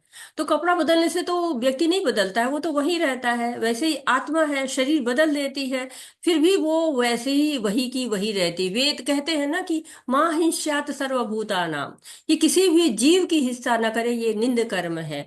तो हिंसा जो है वो क्या है? हिंसा वो है जो शरीर को नुकसान पहुंचाती है। तो किसी जीव की हिंसा भी नहीं करनी चाहिए, चाहे शरीर हो, चाहे शरीर की हिंसा हो सकती है। आत्मा की हिंसा तो हो ही नहीं सकती, ना उसको मारा जा सकता है, ना मरवाया जा सकता है। हरे कृष्णा। कृष्ण। वांशांसि जीर्णानि यथा विहाय नवानि गृह्णाति नरोपराणि तथा शरीराणि विहाय जीर्णान्यन्यानि संयाति नवानि देहि। हरे कृष्ण। जिस प्रकार मनुष्य पुराने वस्त्रों को त्याग कर नए वस्त्र धारण करता है, उसी प्रकार आत्मा पुराने तथा व्यर्थ के शरीरों को त्याग कर नवीन भौतिक शरीर धारण करता है। हरे कृष्णा। हरे, तो बहुत सुंदर उपमा दी गई है कि मनुष्य जो है वो नवीन वस्त्र धारण करता है, पुराने को त्याग देता है। वैसे ही आत्मा पुराने शरीर को त्याग देती है, नवीन शरीर धारण कर लेती है। ऐसे ही जो भीष्म है, द्रोणाचार्य हैं, ये लोग भी अपना पुराना शरीर त्याग देंगे, बूढ़े हो चुके हैं, और नया शरीर प्राप्त कर लेंगे। तो इसलिए इनके लिए तुमको मोह करने की कोई कारण नहीं है। आत्मा क्या है? विभिन्न शरीरों में प्रवास करती है। क्यों? क्योंकि वो उसकी स्वतंत्र भोग की इच्छा होती है, भगवान की विस्मृति कर देती है, इसलिए नए नए शरीरों को धारण करती रहती है। हरे कृष्ण। नैनं छिद्यन्ति शस्त्राणि नैनं दहति पावकः न चैनं क्लेदयन्त्यापो न शोष्यति मारुतः। हरे। हरे कृष्णा। ये आत्मा ना तो कभी किसी शास्त्र द्वारा खंड खंड किया जा सकता है, ना अग्नि द्वारा जलाया जा सकता है, ना जल द्वारा भिगोया या वायु द्वारा सुखाया जा सकता है। हरे कृष्णा। तो 23 से लेके 25 श्लोक तक ये आत्मा के जो विभिन्न तरह की विशेषताएं हैं उनको बताया जा रहा है कि आत्मा के गुण हैं। जब हम आत्मा के गुण जान जाते हैं तो हमारे सोचने की दिशा परिवर्तित हो जाती है, दृष्टिकोण परिवर्तित हो जाता है, क्यों? हम सत्य जान जाते हैं। ये हम किसी की मृत्यु होती है तो हम कहते हैं वो नहीं रहे, सामने तो दिख रहे, लेटे हैं, कौन कौन नहीं रहा? तो आत्मा नहीं रही, चली गई। तो कहते हैं ना कि आत्मा जैसे शरीर से चली जाती है तो मिट्टी कहते हैं, जड़ पदार्थ है वो। जो शरीर जड़ है, लेकिन आत्मा चेतन है। जैसे आत्मा गई वैसे चेतनता समाप्त है। वो आत्मा क्या है? अकाट्य है, न जलाया जा सकता है, न भिगोया जा सकता है, न सुखाया जा सकता है। तो उसके बहुत सारे गुण हैं, और इसके बारे में भी और भी आते हैं, श्लोक बता रहे हैं कि क्या आत्मा की क्या स्थिति है। हरे कृष्णा। हरे कृष्ण। अच्छेद्योऽयं दाह्योऽयम् अक्लेद्यो शोष्य एव च नित्य सर्वगतः स्थाणु अचलोऽयं सनातनः। हरे कृष्ण। हरे कृष्णा। ये आत्मा अखंडित तथा अघुलनशील है। इसे ना तो जलाया जा सकता है, ना ही सुखाया जा सकता है। ये शाश्वत, सर्वव्यापी, अविकारी, स्थित तथा सदैव एक सा रहने वाला है। हरे कृष्णा। हरे कृष्णा। तो ये अखंडित है, अघुलनशील है, सर्वव्यापी है, निर्विकार है। भगवान बार बार बता रहे हैं कि कोई संशय नहीं रहे। हमारे शास्त्र के माध्यम से हम आत्मा की विशेषताओं को जान सकते हैं, विज्ञान के द्वारा हम इसको नहीं जान सकते हैं। तो सर्वव्यापी, अविकारी, स्थिर, सदैव एक सा रहने वाली है। इसके कई गुण, यहाँ पर बहुत सारे गुण आत्मा के बताए जा चुके हैं। हरे कृष्ण। हरे कृष्ण। अव्यक्तोऽयं चिन्तयोऽयम् अविकार्योऽयं मुच्यते तस्मादेवं विदित्वेन नानुशोचि तुमर्हसि। ये आत्मा अव्यक्त, अकल्पनीय तथा अपरिवर्तनीय कहा जाता है। यह जानकर तुम्हें शरीर के लिए शोक नहीं करना चाहिए। हरे कृष्णा। हरे कृष्ण। तो बता रहे हैं कि अकल्पनीय है आत्मा, कल्पना नहीं कर सकते, परिवर्तन इसमें नहीं होता है, अव्यक्त है, ये जन्म नहीं लेती है, ये व्यक्त अव्यक्त नहीं होती रहती कि जन्म ले मृत्यु ले, नहीं होता है। और इसको भौतिक उपकरणों से भी नहीं देखा जा सकता है। विद्वानों ने, बहुत वैज्ञानिकों ने प्रयास किया है, नहीं देख पाए हैं। बस वो कहते कुछ ऐसा चटक गया और आत्मा निकल गई। मृत, जैसे कोई मरने वाला है उसको रख दिया और कहे कि जैसे ही आत्मा जाएगी हम देख लेंगे, लेकिन नहीं देख पाए वो। और कितने भी वहां पे लोगों के पास अस्त्र शस्त्र की कमी नहीं है, अस्त्र शस्त्र भरे पड़े हैं। अर्जुन के पास, खुद के पास गांडीव है, लेकिन वो भी आत्मा को नहीं मार सकता है। तो कोई भी आत्मा को नहीं मार सकता। हरे कृष्णा। हरे हरे कृष्ण। अथ चैनं नित्यजातं नित्यं वा मन्यसे मृतं तथापि त्वं महाबाहो नैवं शोचितुमर्हसि। हरे कृष्ण। किंतु यदि तुम ये सोचते हो कि आत्मा अथवा जीव का लक्षण सदा जन्म लेता है तथा सदा मरता है, तो भी हे महाबाहु, तुम्हारे शोक करने का कोई कारण नहीं है। हरे कृष्ण। हरे कृष्णा। तो कह रहे महाबाहो, महान भुजाओं वाले अर्जुन, जीव तो जन्म लेगा, मृत्यु होगी उसकी। जैसे कि कोई सरकारी अधिकारी है, जिस दिन ज्वाइन करता है उसी दिन उसकी रिटायरमेंट की डेट जो है लिख दी जाती है कागज पे। उसी तरह जिस दिन आत्मा जन्म लेती है उसी के दिन उसका जो है वो निर्धारण हो जाता है कि उसको कब मरना है। तो शोक करने का कोई कारण ही नहीं बनता है। हरे कृष्णा। हरे कृष्ण। जातस्य हि ध्रुवो मृत्यु ध्रुवं जन्म मृतस्य च तस्मात् परिहार्यर्थे न त्वं शोचितुम। ये हो गया ना माता जी, ये वाला शोचितुमर्हसि। तो कह रहे कि जिसने, हाँ, जिसने पढ़िए। जन्म लिया है उसकी मृत्यु निश्चित है, और मृत्यु के पश्चात पुनर्जन्म भी निश्चित है। अतः अपने अपरिहार्य कर्तव्य पालन में तुम्हें शोक नहीं करना चाहिए। हरे कृष्णा।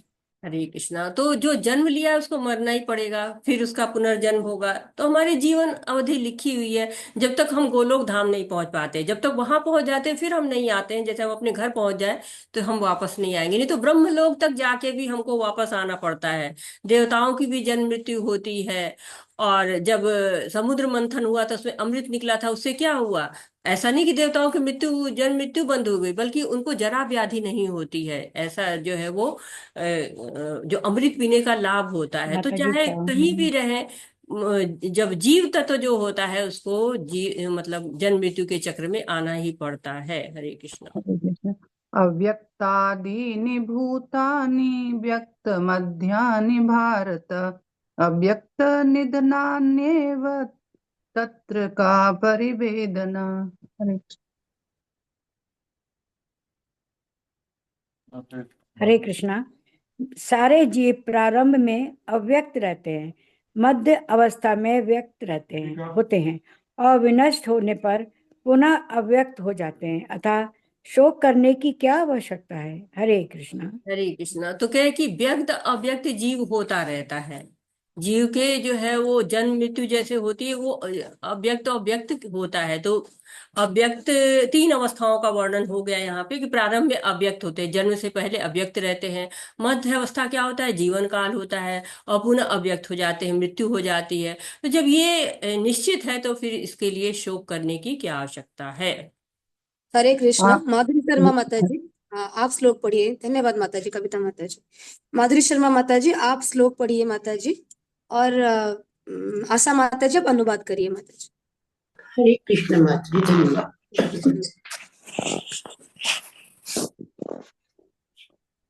हरे कृष्णा। माधुरी शर्मा माता जी।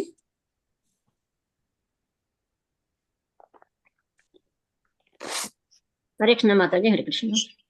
आश्चर्यवत् पश्यति कश्चिदेनम् आश्चर्य वदति तथैवान्यः आश्चर्यवत् एनम् अन्यः शृणोति श्रुत्वा अप्येनं वेद न चैव कश्चित्। हरे कृष्ण। हरे कृष्ण जी, श्री प्रभुपाद जी की जय। हरे कृष्ण। कोई आत्मा को आश्चर्य से देखता है, कोई इसे आश्चर्य की तरह बताता है तथा कोई इसे आश्चर्य की तरह सुनता है, किंतु कोई कोई इसके विषय में सुनकर भी कुछ नहीं समझ पाती। हरे कृष्ण। तो बड़ी आत्मा अद्भुत है, बहुत रहस्य है इसके, कितना भी पढ़िए कितना भी सुनिए समझ नहीं पाते हैं। कैसे समझ पाएंगे? गुरु शिष्य परंपरा से जान पाएंगे। जब भगवान ज्ञान चक्षु देते, भगवान की कृपा हो जाती है, गुरु की कृपा हो जाती है, ज्ञान मिल जाता है, तब हम इसको समझ पाते हैं। हरे कृष्णा। हरे कृष्ण। देहि नित्यं वद्यं देहे सर्वस्य भारत तस्मात् सर्वाणि भूतानि नातुं शोचितुम् अर्हसि। हरे कृष्ण। हे भरतवंशी, शरीर में रहने वाले देही का कभी भी वध नहीं किया जा सकता, अतः तुम्हें किसी भी जीव के लिए शोक करने की आवश्यकता नहीं है। हरे कृष्ण जी। तो शरीर और आत्मा अर्थात देह और देही, देह कौन है? शरीर। देही कौन है? आत्मा। आत्मा रहती है, देह को जो है वो धारण करती है, देही इसलिए कहा जाता है। तो सबके देह में जो भी शरीर यहाँ पर है उनमें देही क्या है? अवध्य है, बद नहीं हो सकता उसका। तो ये जो श्लोक है वो हमको बताता है कि हमको शोक नहीं करना है किसी भी जीव के लिए। हमें कर्तव्य निर्वाह करना है, जो हमारा कर्तव्य है कि हम भगवान की तरफ जाएं, ऐसे कार्य हम करें, और ताकि हमें वापस ना आना पड़े। और दया हमें किस पर करनी है? शरीर पे नहीं करनी है, आत्मा पे करनी है। शरीर तो चला जाना है, आत्मा शाश्वत है। हरे कृष्णा। हरे कृष्ण। स्वधर्म अपि चावेक्ष्य न विकम्पितुम् अर्हसि धर्मात् युद्धः श्रेयो अन्यत् क्षत्रियस्य न विद्यते। हरे कृष्ण। क्षत्रिय होने के नाते अपने उद्दिष्ट धर्म का प्रचार विचार करते हुए तुम्हें जानना चाहिए कि धर्म के लिए युद्ध करने से बढ़कर तुम्हारे लिए अन्य कोई कार्य नहीं है, अतः तुम्हें संकोच करने की कोई आवश्यकता नहीं है। हरे कृष्ण जी। तो छत्री कौन है? जो छत्री से रक्षा करे। छत्री का कर्तव्य क्या होता है? न्याय के लिए, धर्म के लिए, रक्षा करने के लिए युद्ध करना। तो ये दूसरे प्रश्न का अब उत्तर शुरू हो गया कि कोई आनंद नहीं। अभी तक दया पे हो रही थी कि हमको दया आत्मा पर करनी चाहिए, हम शरीर नहीं, हम आत्मा है। आई मैं कौन हूं का वर्णन हो रहा था। अब हो रहा है कोई आनंद नहीं। तो कोई आनंद नहीं, वर्णाश्रम धर्म के अनुसार जो है क्या करिए, हर धर्म का एक विशेष कर्तव्य होता है, हर आश्रम का, हर धर्म का एक जो है हर वर्ण का, हर आश्रम का एक कर्तव्य होता है। तो उस वर्ण, उस आश्रम के जो स्वधर्म होते हैं उनको निभाना चाहिए, उनको करना चाहिए। हरे कृष्णा। हरे कृष्ण। यदृच्छया च पन्नं स्वर्गद्वारमपावृतं सुखिनः क्षत्रियः पार्थ लभन्ते युद्धम् ईदृशम्। हरे कृष्ण। हे पार्थ, वे क्षत्रिय सुखी हैं जिन्हें ऐसे युद्ध के अवसर अपने आप प्राप्त होते हैं जिससे उनके लिए स्वर्ग लोक के द्वार खुल जाते हैं। हरे कृष्ण। अरे तो धार्मिक युद्ध, सारे युद्ध नहीं कि कहीं भी जाके लड़ने लगे, हम क्षत्रिय हैं तो ये लड़ने लगे, नहीं। जो धार्मिक युद्ध होते हैं वो बड़े सौभाग्य से मिलते हैं। तो क्षत्रिय का कार्य क्या होता है? सभी क्लेशों से नागरिकों की रक्षा करना, शांति व्यवस्था कायम करना, सीमा की जो है सुरक्षाएं करना। क्योंकि सीमा पर सैनिक युद्ध नहीं करेंगे तो राज्य कैसे जो है वो सुरक्षित रहेंगे, शांत रह पाएंगे? क्षत्रिय ही प्रजा रक्षण, शस्त्र प्राणी प्रदंडयन। तो क्षत्रियों का कार्य ही प्रजा की रक्षा करना है। तो ऐसे युद्ध बहुत ही भाग्यशाली को मिलते हैं, और वो स्वर्ग लोक का द्वार खोल देते हैं, स्वर्ग लोक जाने की व्यवस्था कर देते हैं। हरे कृष्णा। हरे कृष्ण। अचित्त्वम् इमं धर्म्यं संग्रामं न करिष्यसि तदा स्वधर्म कीर्तिं च हित्वा पापमाप्स्यसि। हरे कृष्ण। किंतु यदि तुम युद्ध करने के सब धर्म को संपन्न नहीं करते तो तुम्हें निश्चित रूप से अपने कर्तव्य की उपेक्षा करने का पाप लगेगा और तुम योद्धा के रूप में भी अपना यश खो दोगे। हरे कृष्ण। तो भगवान कह रहे कि उपेक्षा का पाप लगेगा। क्यों? युद्ध करोगे नहीं तो क्या होगा? यश नहीं होगा, नरक की प्राप्ति होगी। और हम सब जानते हैं कि अर्जुन महान योद्धा थे, उनको लड़ना आता था, अनेक देवताओं को हरा चुके थे। और द्रोणाचार्य ने उनको आशीर्वाद के स्वरूप एक अस्त्र दिया था, शिव जी ने भी उनको पशुपतास्त्र दिया था। तो ये सारे बहुत ही ज्यादा पावरफुल थे, बहुत शक्तिशाली थे। तो अर्जुन फिर भी युद्ध नहीं करेंगे तो क्या होगा? पाप लगेगा, यश की हानि होगी, सब लोग कहेंगे कि कहाँ जो है वो अर्जुन ने युद्ध नहीं किया, तो लोग अपयश करेंगे। ऐसा भगवान कह रहे हैं। हरे कृष्णा। हरे कृष्णा। अकीर्तिं चापि भूतानि कथयन्ति ते अव्ययम् संभावितस्य सा कीर्तिम् अमरनात् अतिरिच्यति। हरे कृष्णा। लोग सदैव तुम्हारी अपयश का वर्णन करेंगे और सम्मानित व्यक्ति के लिए अपयश तो मृत्यु से भी बढ़कर है। हरे कृष्णा जी। अकीर्ति चापि भूतानि, अपयश होगा तुम्हारा, कीर्ति का नाश होगा तुम्हारा, कायर कहेंगे लोग। योद्धा हो तुम, और योद्धा को कायर सुनना बहुत ही जो है अपमान की बात है, अपयश की बात है। युद्ध में क्या होता है, या मरिए या मारिए, तो मर जाना ज्यादा श्रेयस्कर है। और कहते हैं ना कि कोई भी बुद्धिमान व्यक्ति अगर कोई है और उसको रास्ते चलते लोग कहे पागल है, तो कितना अपमानजनक होगा। वैसे ही तुम वीर योद्धा हो, अगर तुम्हारा जो है युद्ध नहीं करोगे, लोग कहेंगे कायर है, इतना सारे अस्त्र लेके बैठा है, लड़ने की हिम्मत ही नहीं थी, तो ये क्या होगा, तुम्हारा अपमान होगा। हरे कृष्णा। हरे कृष्णा। वैरणात् उपरतम् मन्यन्ते त्वां महारथाः येषां च त्वं बहुमता मतो भूत्वा ज्ञास्यसि लाघवम्। हरे कृष्ण। जिन जिन महान योद्धाओं ने तुम्हारे नाम तथा यश को सम्मान दिया है, वे सोचेंगे कि तुमने डर के मारे युद्ध भूमि छोड़ दी है और इस तरह वे तुम्हें तुच्छ मानेंगे। हरे कृष्ण। हरे कृष्णा। तो आज लोग कह रहे हैं कि तुम बहुत महान हो, तुम बहुत वीर हो, और जब तुम चले जाओगे, युद्ध नहीं करोगे, तो क्या कहेंगे, डरपोक था, रणभूमि से भाग गया, कायर था। तो तुम तो सोच रहे हो कि तुम दया कर रहे हो, इन लोगों को जीवन दे रहे हो, जीवन दान कर रहे हो, लेकिन यही लोग जब तुमको अपशब्द कहना शुरू कर देंगे, अपमानजनक बातें कहना शुरू कर देंगे, तो कितना दुख लगेगा। तो ये कहते हैं कि ये कार्य ऐसा है जो तुम्हारी अपकीर्ति बढ़ाएगा। और एक तरह से हमको एक तरह से बता रहे हैं कि क्या है, तुम अगर भगवान के कार्य नहीं कर रहे हो तो तुम्हारा क्या होगा, अपकीर्ति होगी, लोग तुमको तुच्छ समझेंगे। तो हमें भी अपने जो युद्ध हैं उनको लड़ना चाहिए, उनसे भागना नहीं चाहिए। हरे कृष्णा। बाधांश्च बहून् वदिष्यन्ति तवाहिताः निन्दस्तव सामर्थ्यं ततो दुःखतरं नु किम्।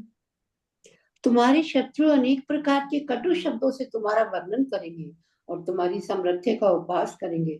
तुम्हारे लिए इससे दुखदाई और क्या हो सकता है। हरे कृष्ण जी। तो ये बहुत दुखदाई है कि तुम्हारी लोग अपयश करे, तुम्हारे लोग अपकीर्ति करे, तुम्हारे लिए कटु शब्द बोले, तुम्हारे सामर्थ्य का उपहास है, तो ये क्या है, उचित नहीं है। हरे कृष्णा।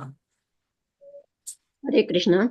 अथवा प्राप्स्यसे स्वर्गं जित्वा वा भोक्ष्यसे महीम् तस्मात् उत्तिष्ठ कौन्तेय युद्धाय कृतनिश्चयः। हरे कृष्ण।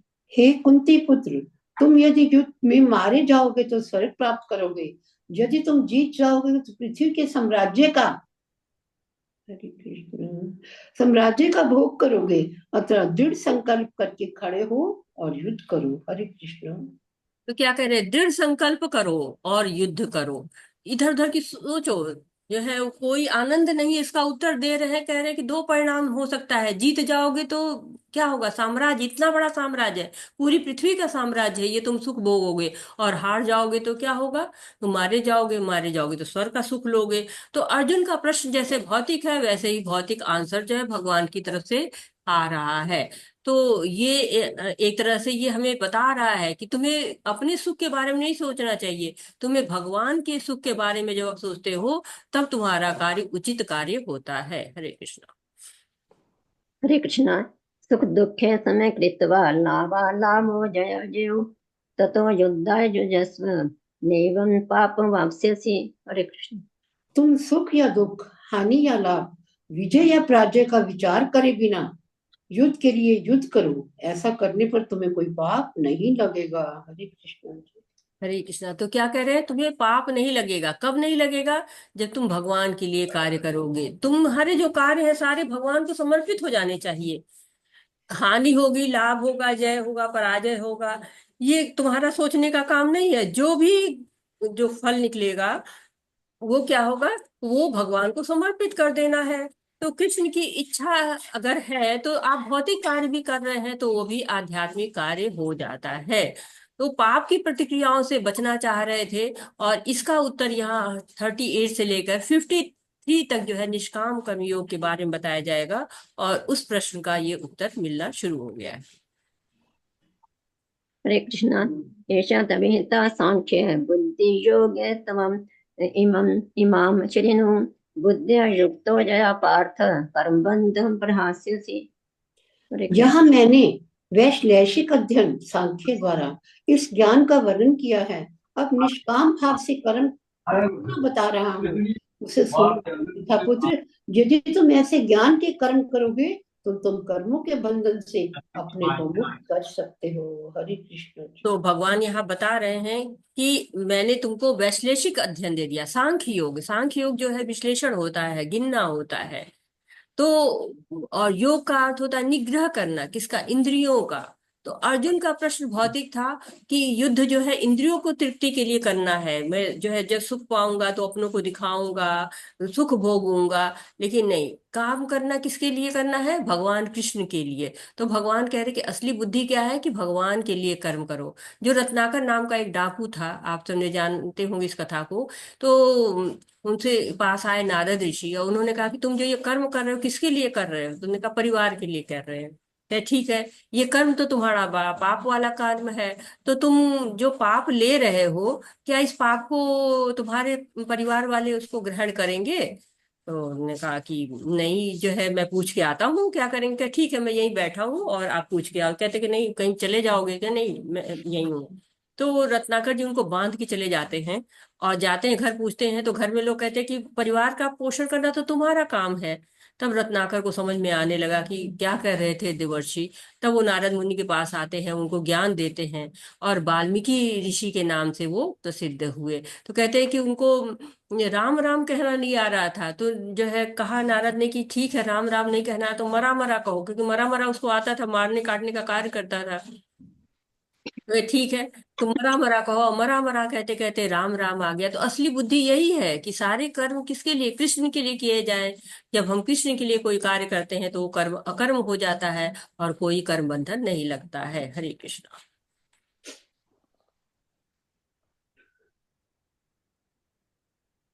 हरे कृष्ण। नेह क्रम नाशस्ते प्रत्यवायो न विद्यते स्वल्पस्य धर्मस्य त्राते महतो भयात्। इस प्रयास में ना तो हानि होती है ना ही ह्रास, अपितु इस पथ पर की गई अल्प प्रगति भी महान भय से रक्षा करती है। हरे कृष्ण जी। हरे कृष्ण। तो भक्ति के जो सारे कार्य होते हैं वो दिव्य धरातल पे होते हैं, उसमें प्रयास को महत्वपूर्ण माना जाता है। बहुत ही इंपॉर्टेंट श्लोक है और हमेशा यूज होता है, लेक्चर्स में यूज होता है। क्यों? क्योंकि एक तरह से हमको प्रेरणा देता है कि देखो, हमारे जो कार्य हैं भौतिक जगत में, अगर हम साल भर पढ़ाई करेंगे, परीक्षा में बैठ के पास नहीं हुए तो बेकार। लेकिन भक्ति में ऐसा नहीं होता है। भक्ति में थोड़ा भी प्रयास करते हैं तो भगवान उसको सुरक्षित रखते हैं। जैसे जटायु था, जटायु रावण से लड़ाई करता है सीता माता को छुड़ाने के लिए, तो भगवान का कार्य कर रहा था, हार गया। हारना ही था, रावण के सामने कहाँ टिक पाते। लेकिन भगवान के हाथों मोक्ष प्राप्त हुआ। जो जो है अपने पिता का अंतिम संस्कार भगवान नहीं कर पाए थे, जटायु का उन्होंने अंतिम संस्कार किया और कहा कि मैं कहो तो तुम्हें जीवन दान दे दूं। उनका नहीं, इससे अच्छी मृत्यु कहाँ मिलेगी। गिलहरी थी छोटी सी, भगवान पुल बना रहे हैं, दौड़ दौड़ के मुंह से उठा उठा के कुछ ला के रख रही है, और छोटे छोटे कंकड़ ला के रख रही है। अब पुल उससे कैसे बनता? बड़े बड़े हनुमान जी और सब जितने बानर बड़े बड़े पर्वत लेके जा रहे हैं, कार्य में बाधा पड़ रही। भगवान से कहते हैं कि इसको ले जाइए, कहीं दब जाएगी। तो भगवान कहते हैं उसे करने दो, अपने सामर्थ्य के अनुसार कर रही है, अपनी शक्ति के अनुसार कर रही है। तो प्रयास महत्वपूर्ण है, भगवान प्रयास देखते हैं, और जो भी प्रयास होता है उसको सुरक्षित रखते हैं। और थोड़ा सा प्रयास जन्म मृत्यु के भय, जो सबसे बड़ा भय होता है, उससे रक्षा देता है। हरे कृष्णा। हरे कृष्ण। व्यवसात्मिक बुद्धि ही कुरु नंदन बहुशाखानंताश्च बुद्धि व्यवसायी नाम। हरे कृष्ण। जो इस मार्ग पर चलते हैं वे प्रयोजन में दृढ़ रहते हैं और उनका लक्ष्य भी एक होता है। हे कुरुनंदन, जो दृढ़ प्रतिज्ञा नहीं होता है उसकी बुद्धि अनेक शाखाओं में विभक्त रहती है। हरे कृष्ण। हरे कृष्ण। बहुशाखा अनंतश्च। तो बहुत शाखाएं जिसकी हो जाए, ऐसी बुद्धि, ये कर ले, ये कर ले, वो कर ले, वो कर ले, जब सारी चीजें तरफ हमारी जब बुद्धि जाती तो क्या होता है, भौतिक जगत में भी सफलता नहीं मिलती है। तो हमें दृढ़ निश्चय रखना चाहिए, श्रद्धा रखनी चाहिए। कहते श्रद्धा शब्द विश्वास कहे दृढ़ निश्चय। श्रद्धा से विश्वास उत्पन्न होता है, विश्वास से निश्चय उत्पन्न होता है। देखिए, जब अर्जुन का स्वयं जब द्रौपदी का स्वयंवर हो रहा था, अर्जुन वहां जाते हैं, मछली की आंख में भेदन करते हैं, तो आंख को देखते तो बिल्कुल एकाग्र होके उनसे पूछा कि तुम क्या देख रहे थे, क्या मुझे बस मछली की आंख दिखाई दे रही थी। तो वैसे ही जब बिल्कुल एकाग्र बुद्धि हो जाती, इधर उधर नहीं जो है हिलती डुलती है, जैसे कि दीपक होता है, उसको बिना हवा के आप अगर जला दीजिए तो बिल्कुल स्थिर उसकी लौ रहेगी, हवा होती तभी हिलती है। तो हवा क्या है, बहुशाखा है, जगह जगह इधर उधर करिए, लेकिन जब बिल्कुल एकाग्र होते हैं, दृढ़ निश्चय होता है, तो हमारे कार्य सफल होते हैं। इसलिए कृष्ण को केंद्र बनाना चाहिए और हर कार्य उनकी इच्छा से करना चाहिए। बहुत सुंदर सा श्लोक है जो हमें स्थिरता प्रदान करता है। हरे कृष्णा। हरे कृष्ण। हरे कृष्ण। मिनल माता जी, मिनल कृष्ण। तिवारी माता जी, आप श्लोक पढ़िए माता जी, और सुनीता माता जी आप अनुवाद करिए। हरे कृष्णा माता जी, दंडवत प्रणाम। हरे कृष्ण, बहुत बहुत धन्यवाद माता जी। धन्यवाद माता जी। यामिमां हरे कृष्ण। यामिमां पुष्पितां वाचं प्रवदन्त्य विपश्चितः वेदवातरता पार्थं नान्यदस्तीति वादिनः कामात्मानः स्वर्गपरा जन्म कर्म फलप्रदां क्रिया विशेष बहुलां भोगैश्वर्य गतिं प्रति। हरे कृष्ण। हरे कृष्ण। अल्प ज्ञानी मनुष्य वेदों के उन अलंकारिक शब्दों के प्रति अत्यधिक आसक्त रहते हैं जो स्वर्ग की प्राप्ति, अच्छे जन्म, शक्ति इत्यादि के लिए विविध सकाम कर्म करने की संस्तुति करते हैं। इंद्रिय तृप्ति तथा ऐश्वर्यमय जीवन की अभिलाषा के कारण वे कहते हैं कि इससे बढ़कर और कुछ नहीं है। हरे कृष्ण। हरे कृष्णा। तो इस श्लोक में सकाम कर्म के परिणाम बताए जा रहे हैं और निष्काम कर्म करने की प्रेरणा दी जा रही है। तो वो कर्म, सकाम कर्म किसको कहते हैं, जो कर्म जो है वो इंद्रिय तृप्ति के लिए किए जाते हैं, इस भौतिक जीवन के लिए किए जाते हैं, वो सकाम कर्म कहलाते हैं। वेदों में भी इनका वर्णन है, लेकिन वेदों में जो वर्णन इनका है, कहा गया कि इतने तक रुकना नहीं, उसे आगे बढ़ना है। और जो है वो सकाम कर्म करते करते धीरे धीरे भगवान की तरफ अपने मन को बढ़ाना है, भगवान की तरफ जुड़ना है। क्योंकि जो सकाम कर्म होते हैं केवल इंद्रियों का भोग प्रदान करते हैं, और इंद्रियों का भोग करने से क्या होता है, चाहे जितना भी इंद्रियों के भोग कर लीजिए, चाहे जितना ऐश्वर्यमय जीवन व्यतीत कर लीजिए, ये कभी भी आपको संतुष्टि प्रदान नहीं करता है, कभी भी आपको पूर्णता प्रदान नहीं करता है। ये क्या होता है, अशाश्वत होता है, शाश्वत नहीं होता है, अस्थायी सुख होता है। हरे कृष्णा। हरे कृष्ण। भोगै ऐश्वर्य प्रसक्तानां तथा प्रवृत्त चेतसां व्यवसायात्मिका बुद्धि समाधौ न विद्यते। हरे कृष्ण। हरे कृष्ण। जो लोग इंद्रिय भोग तथा भौतिक ऐश्वर्य के प्रति अत्यधिक आसक्त होने से ऐसी वस्तुओं से मोहग्रस्त हो जाते हैं, उनके मनों में भगवान के प्रति भक्ति का दृढ़ निश्चय नहीं होता। हरे कृष्ण माता जी। हरे कृष्णा। तो जो धन और भोग चाहते हैं, बहुत आसक्ति रहती है उनकी, भक्ति की तरफ उनका मन ही नहीं जाता है। आज यहाँ स्विट्जरलैंड जाएंगे, आज पेरिस जाएंगे, आज जो है वो मेलबोर्न जाएंगे, उनका यहाँ वहाँ चलते रहते हैं। बड़ा घर चाहिए, बड़ी गाड़ी चाहिए, ये ऐश्वर्य चाहिए, वो ऐश्वर्य चाहिए। परंतु जब मन इतना भोगों में लगा रहता है तो फिर एकाग्र बुद्धि नहीं हो पाती है। एकाग्र बुद्धि के लिए दो बाधाएं बड़ी तगड़ी हैं, एक तो है इंद्रिय भोग और दूसरा होता है भौतिक ऐश्वर्य के प्रति आसक्ति। तो जब इन दोनों को छोड़ते हैं तभी हम भगवान के प्रति दृढ़ हो पाते हैं। हरे कृष्णा। हरे कृष्ण। त्रैगुण्य विषया वेदा निस्त्रैगुण्यो भवार्जुन निर्द्वंद्वो नित्य सत्वस्थो निर्योगक्षेम आत्मवान। हरे कृष्ण। हरे कृष्णा। वेदों में मुख्यतः प्रकृति के तीनों गुणों का वर्णन हुआ है। हे अर्जुन, इन तीनों गुणों से ऊपर उठो, समस्त दायित्व और लाभ तथा सुरक्षा की सारी चिंताओं से मुक्त होकर आत्मपरायण बनो। हरे कृष्णा माता जी। हरे कृष्णा। तो प्रकृति के तीन गुणों की बात यहाँ शुरू हो गई है। अभी तक नहीं आया था यहाँ पे, अब आ रहा है कि प्रकृति में 3 गुण होते हैं, सतोगुण, रजोगुण और तमोगुण। और इसका वर्णन वेदों में भी है। अब कह रहे हैं कि इन तीनों गुणों से मत उलझो अर्जुन तुम। क्यों क्यों नहीं उलझो? क्योंकि ये गुण बंधन में डालते हैं, इनसे बंधन होते हैं। और चेन चाहे सोने की हो, चाहे चांदी की हो, चाहे लोहे की हो, होती तो बंधन ही है। सोने की जो चेन है सतोगुणी का ही चेन को उपमा है, चांदी की चेन की रजोगुण से उपमा है, और लोहे की चेन की तमोगुण से उपमा है। लेकिन कोई भी बंधन में तो नहीं रहना चाहता है ना। हम कहें कि किस चेन से बांधे तो आप कहेंगे नहीं, हम तो स्वतंत्र रहना चाहते हैं। तो कृष्ण में जब स्थित होते हैं तब हम आत्मवान बनते हैं, आत्मा के स्तर पर रहते हैं। और मृत्यु के बाद हम आध्यात्मिक लोक तक पहुंचते हैं। अन्यथा हम इसी भौतिक जीवन में केवल भोग करते रहते हैं, ऐश्वर्य जो है वो ढूंढते रहते हैं। हरे कृष्ण। हरे कृष्ण। यावानर्थ उदपाने सर्वतः संप्लुतोदके तावान् सर्वेषु वेदेषु ब्राह्मणस्य विजानतः। हरे कृष्ण। हर- हरे कृष्ण। एक छोटे से कूप का सारा कार्य एक विशाल जलाशय से तुरंत पूरा हो जाता है। इसी प्रकार वेदों के आंतरिक तात्पर्य जानने वाले को उनके उनके सारे प्रयोजन सिद्ध हो जाते हैं। हरे कृष्ण माता जी। कृष्णा, तो वेदों के बारे में बताया जा रहा है, एक उपमा दी जा रही है कि जैसे एक बड़ा जलाशय होता है, तो उससे सारे कार्य आपके हो जाते हैं। छोटे छोटे जलाशय से क्या होता है, कभी किसी चीज के लिए एक जलाशय, दूसरे काम के लिए दूसरे जलाशय।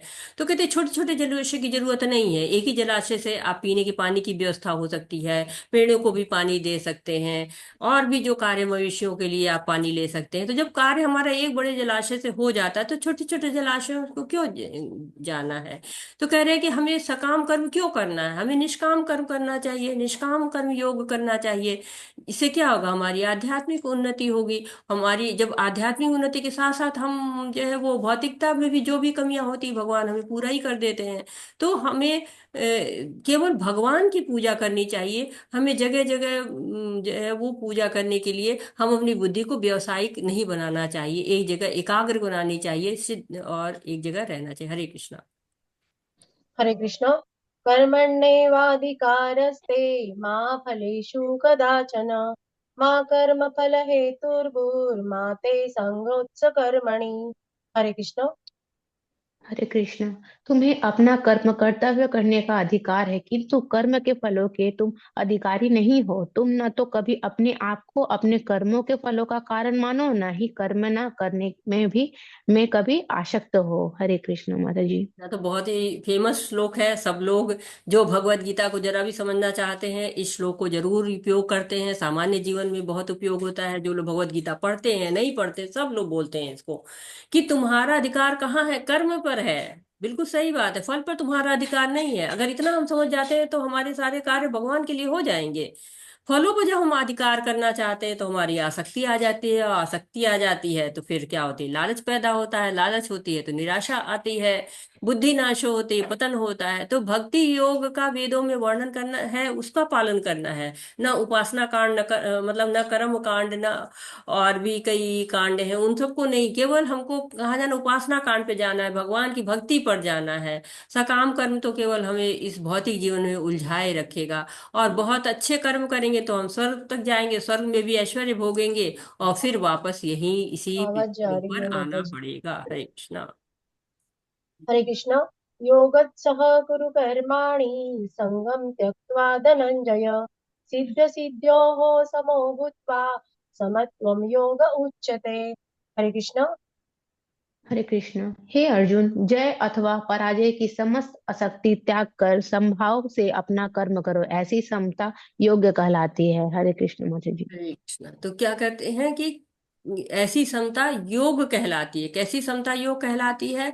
जब जय और पराजय से हमारी कोई आसक्ति नहीं रह जाती है। जय पराजय में जब तक हम उलझे रहते हैं तब तक क्या होता है, इसी जीवन में उलझे रहते हैं, इसी जीवन में ही के ही हम सारे कार्य करते रहते हैं।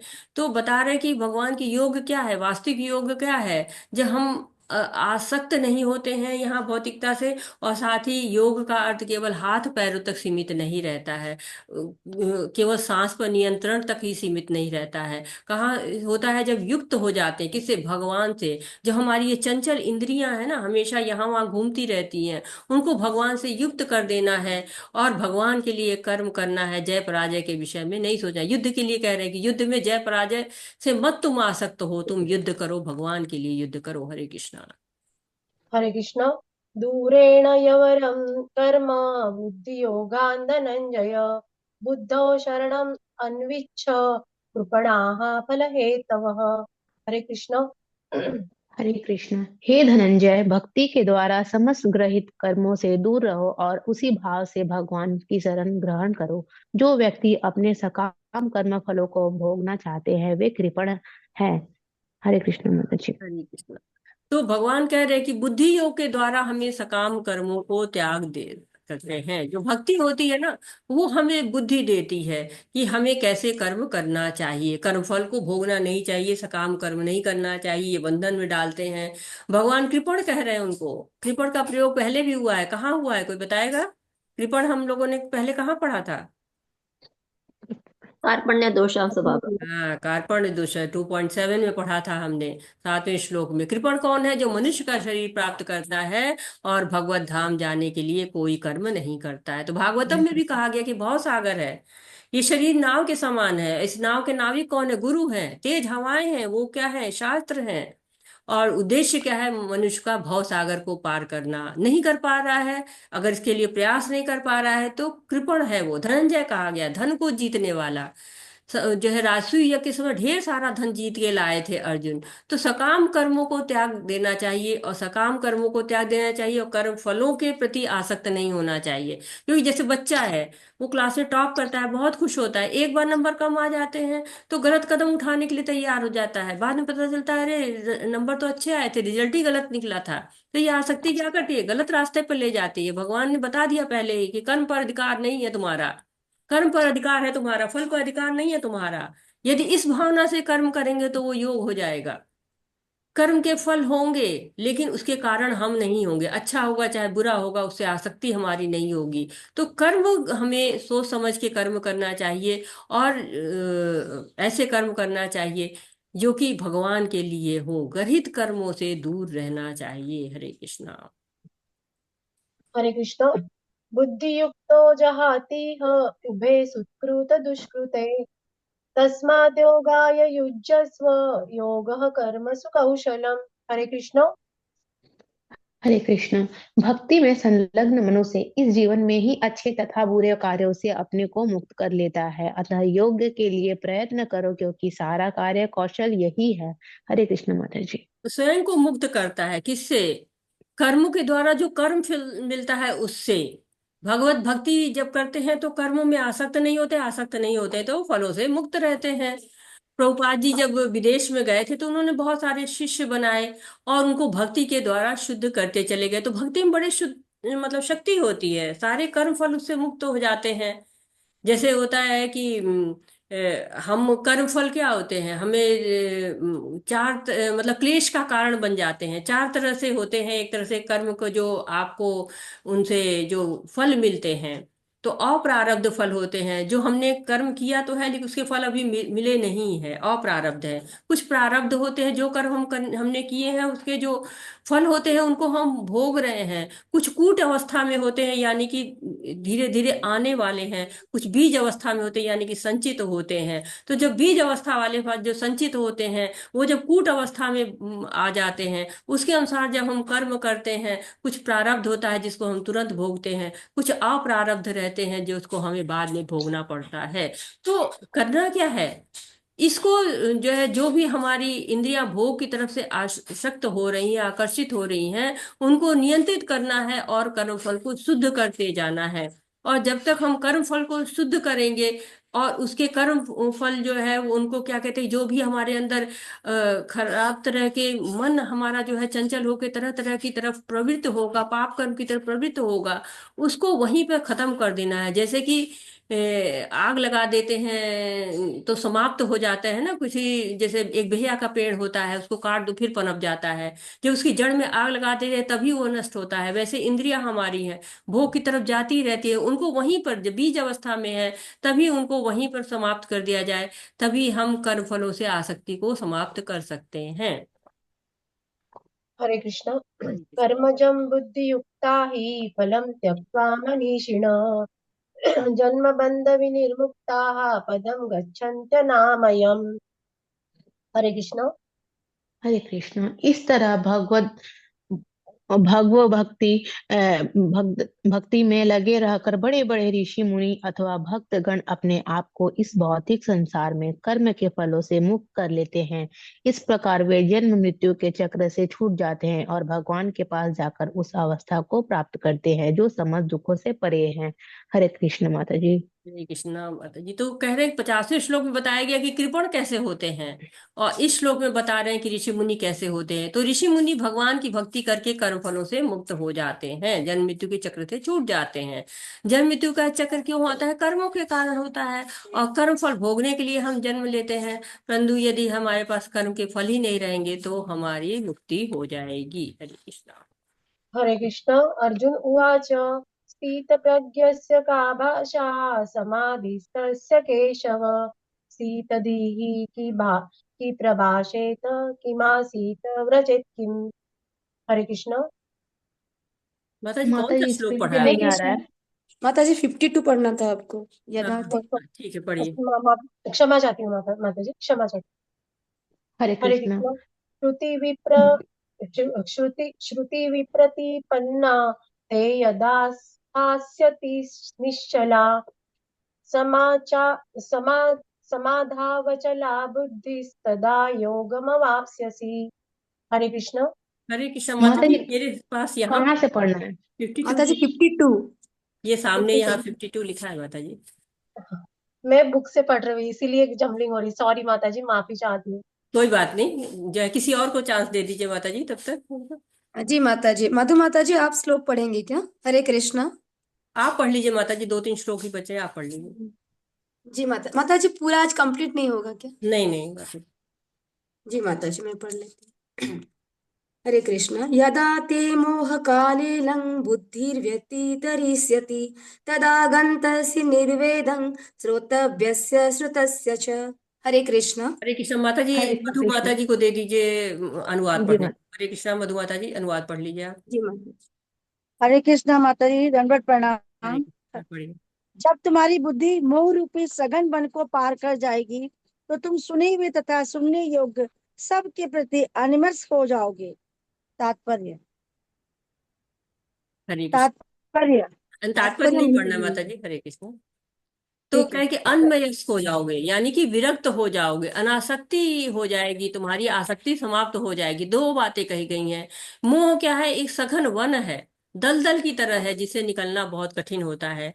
लेकिन जो भक्ति में लग जाता है वह इस मोह से निकल जाता है, विरक्त हो जाता है। हरे कृष्ण। हरे कृष्ण। श्रुति विप्रतिपन्ना ते यदा स्थास्यति निश्चला समाधावचला बुद्धि तदा योगम अवाप्स्यसि। हरे कृष्ण। हरे कृष्णा माता जी। जब तुम्हारा मन वेदों की अलंकारमयी भाषा से विचलित न हो और वो आत्म साक्षात्कार की समाधि में स्थिर हो जाए तब तुम्हें दिव्य चेतना प्राप्त हो जाएगी। धन्यवाद।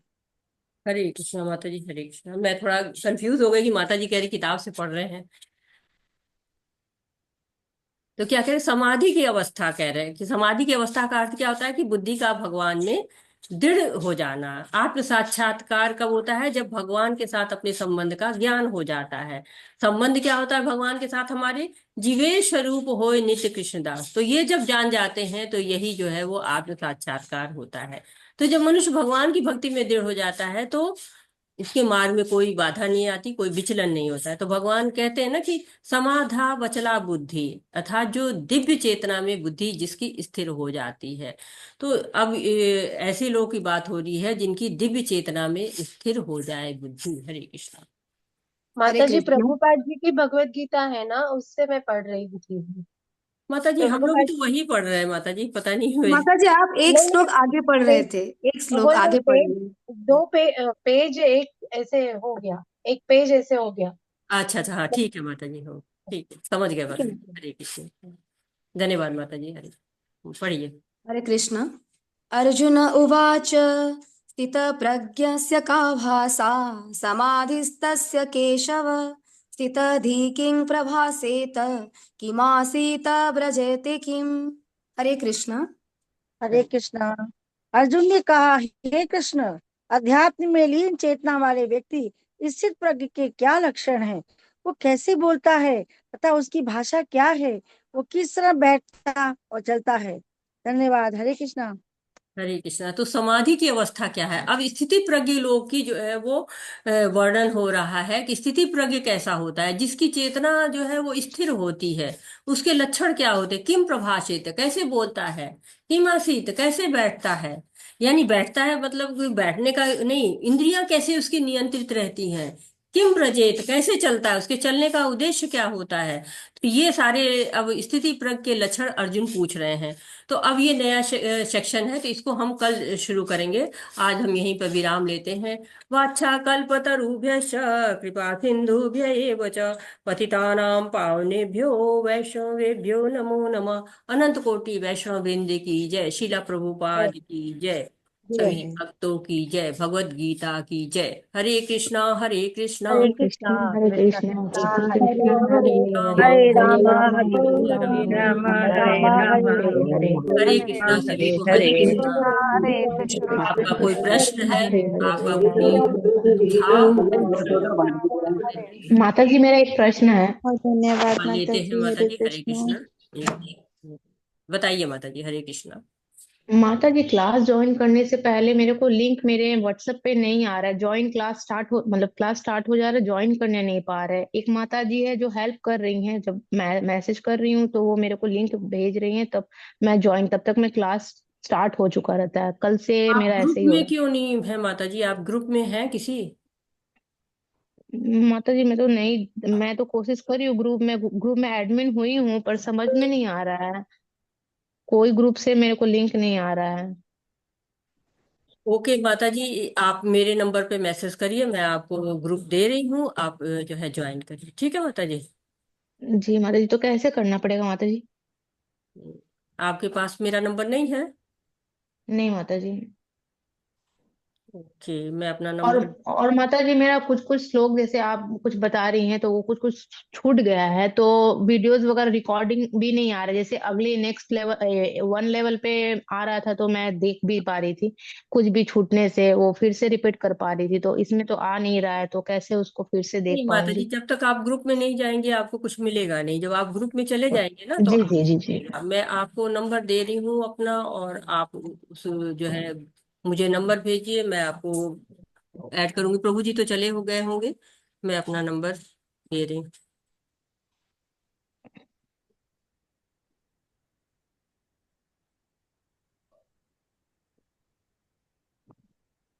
मेरा नंबर नोट कर लीजिए, और इस नंबर पे आप हरे कृष्णा लिख के भेजिएगा, मैं आपको दे दूंगी, और आप ग्रुप में आ जाइए। तो आप, जी माता जी, धन्यवाद माता जी।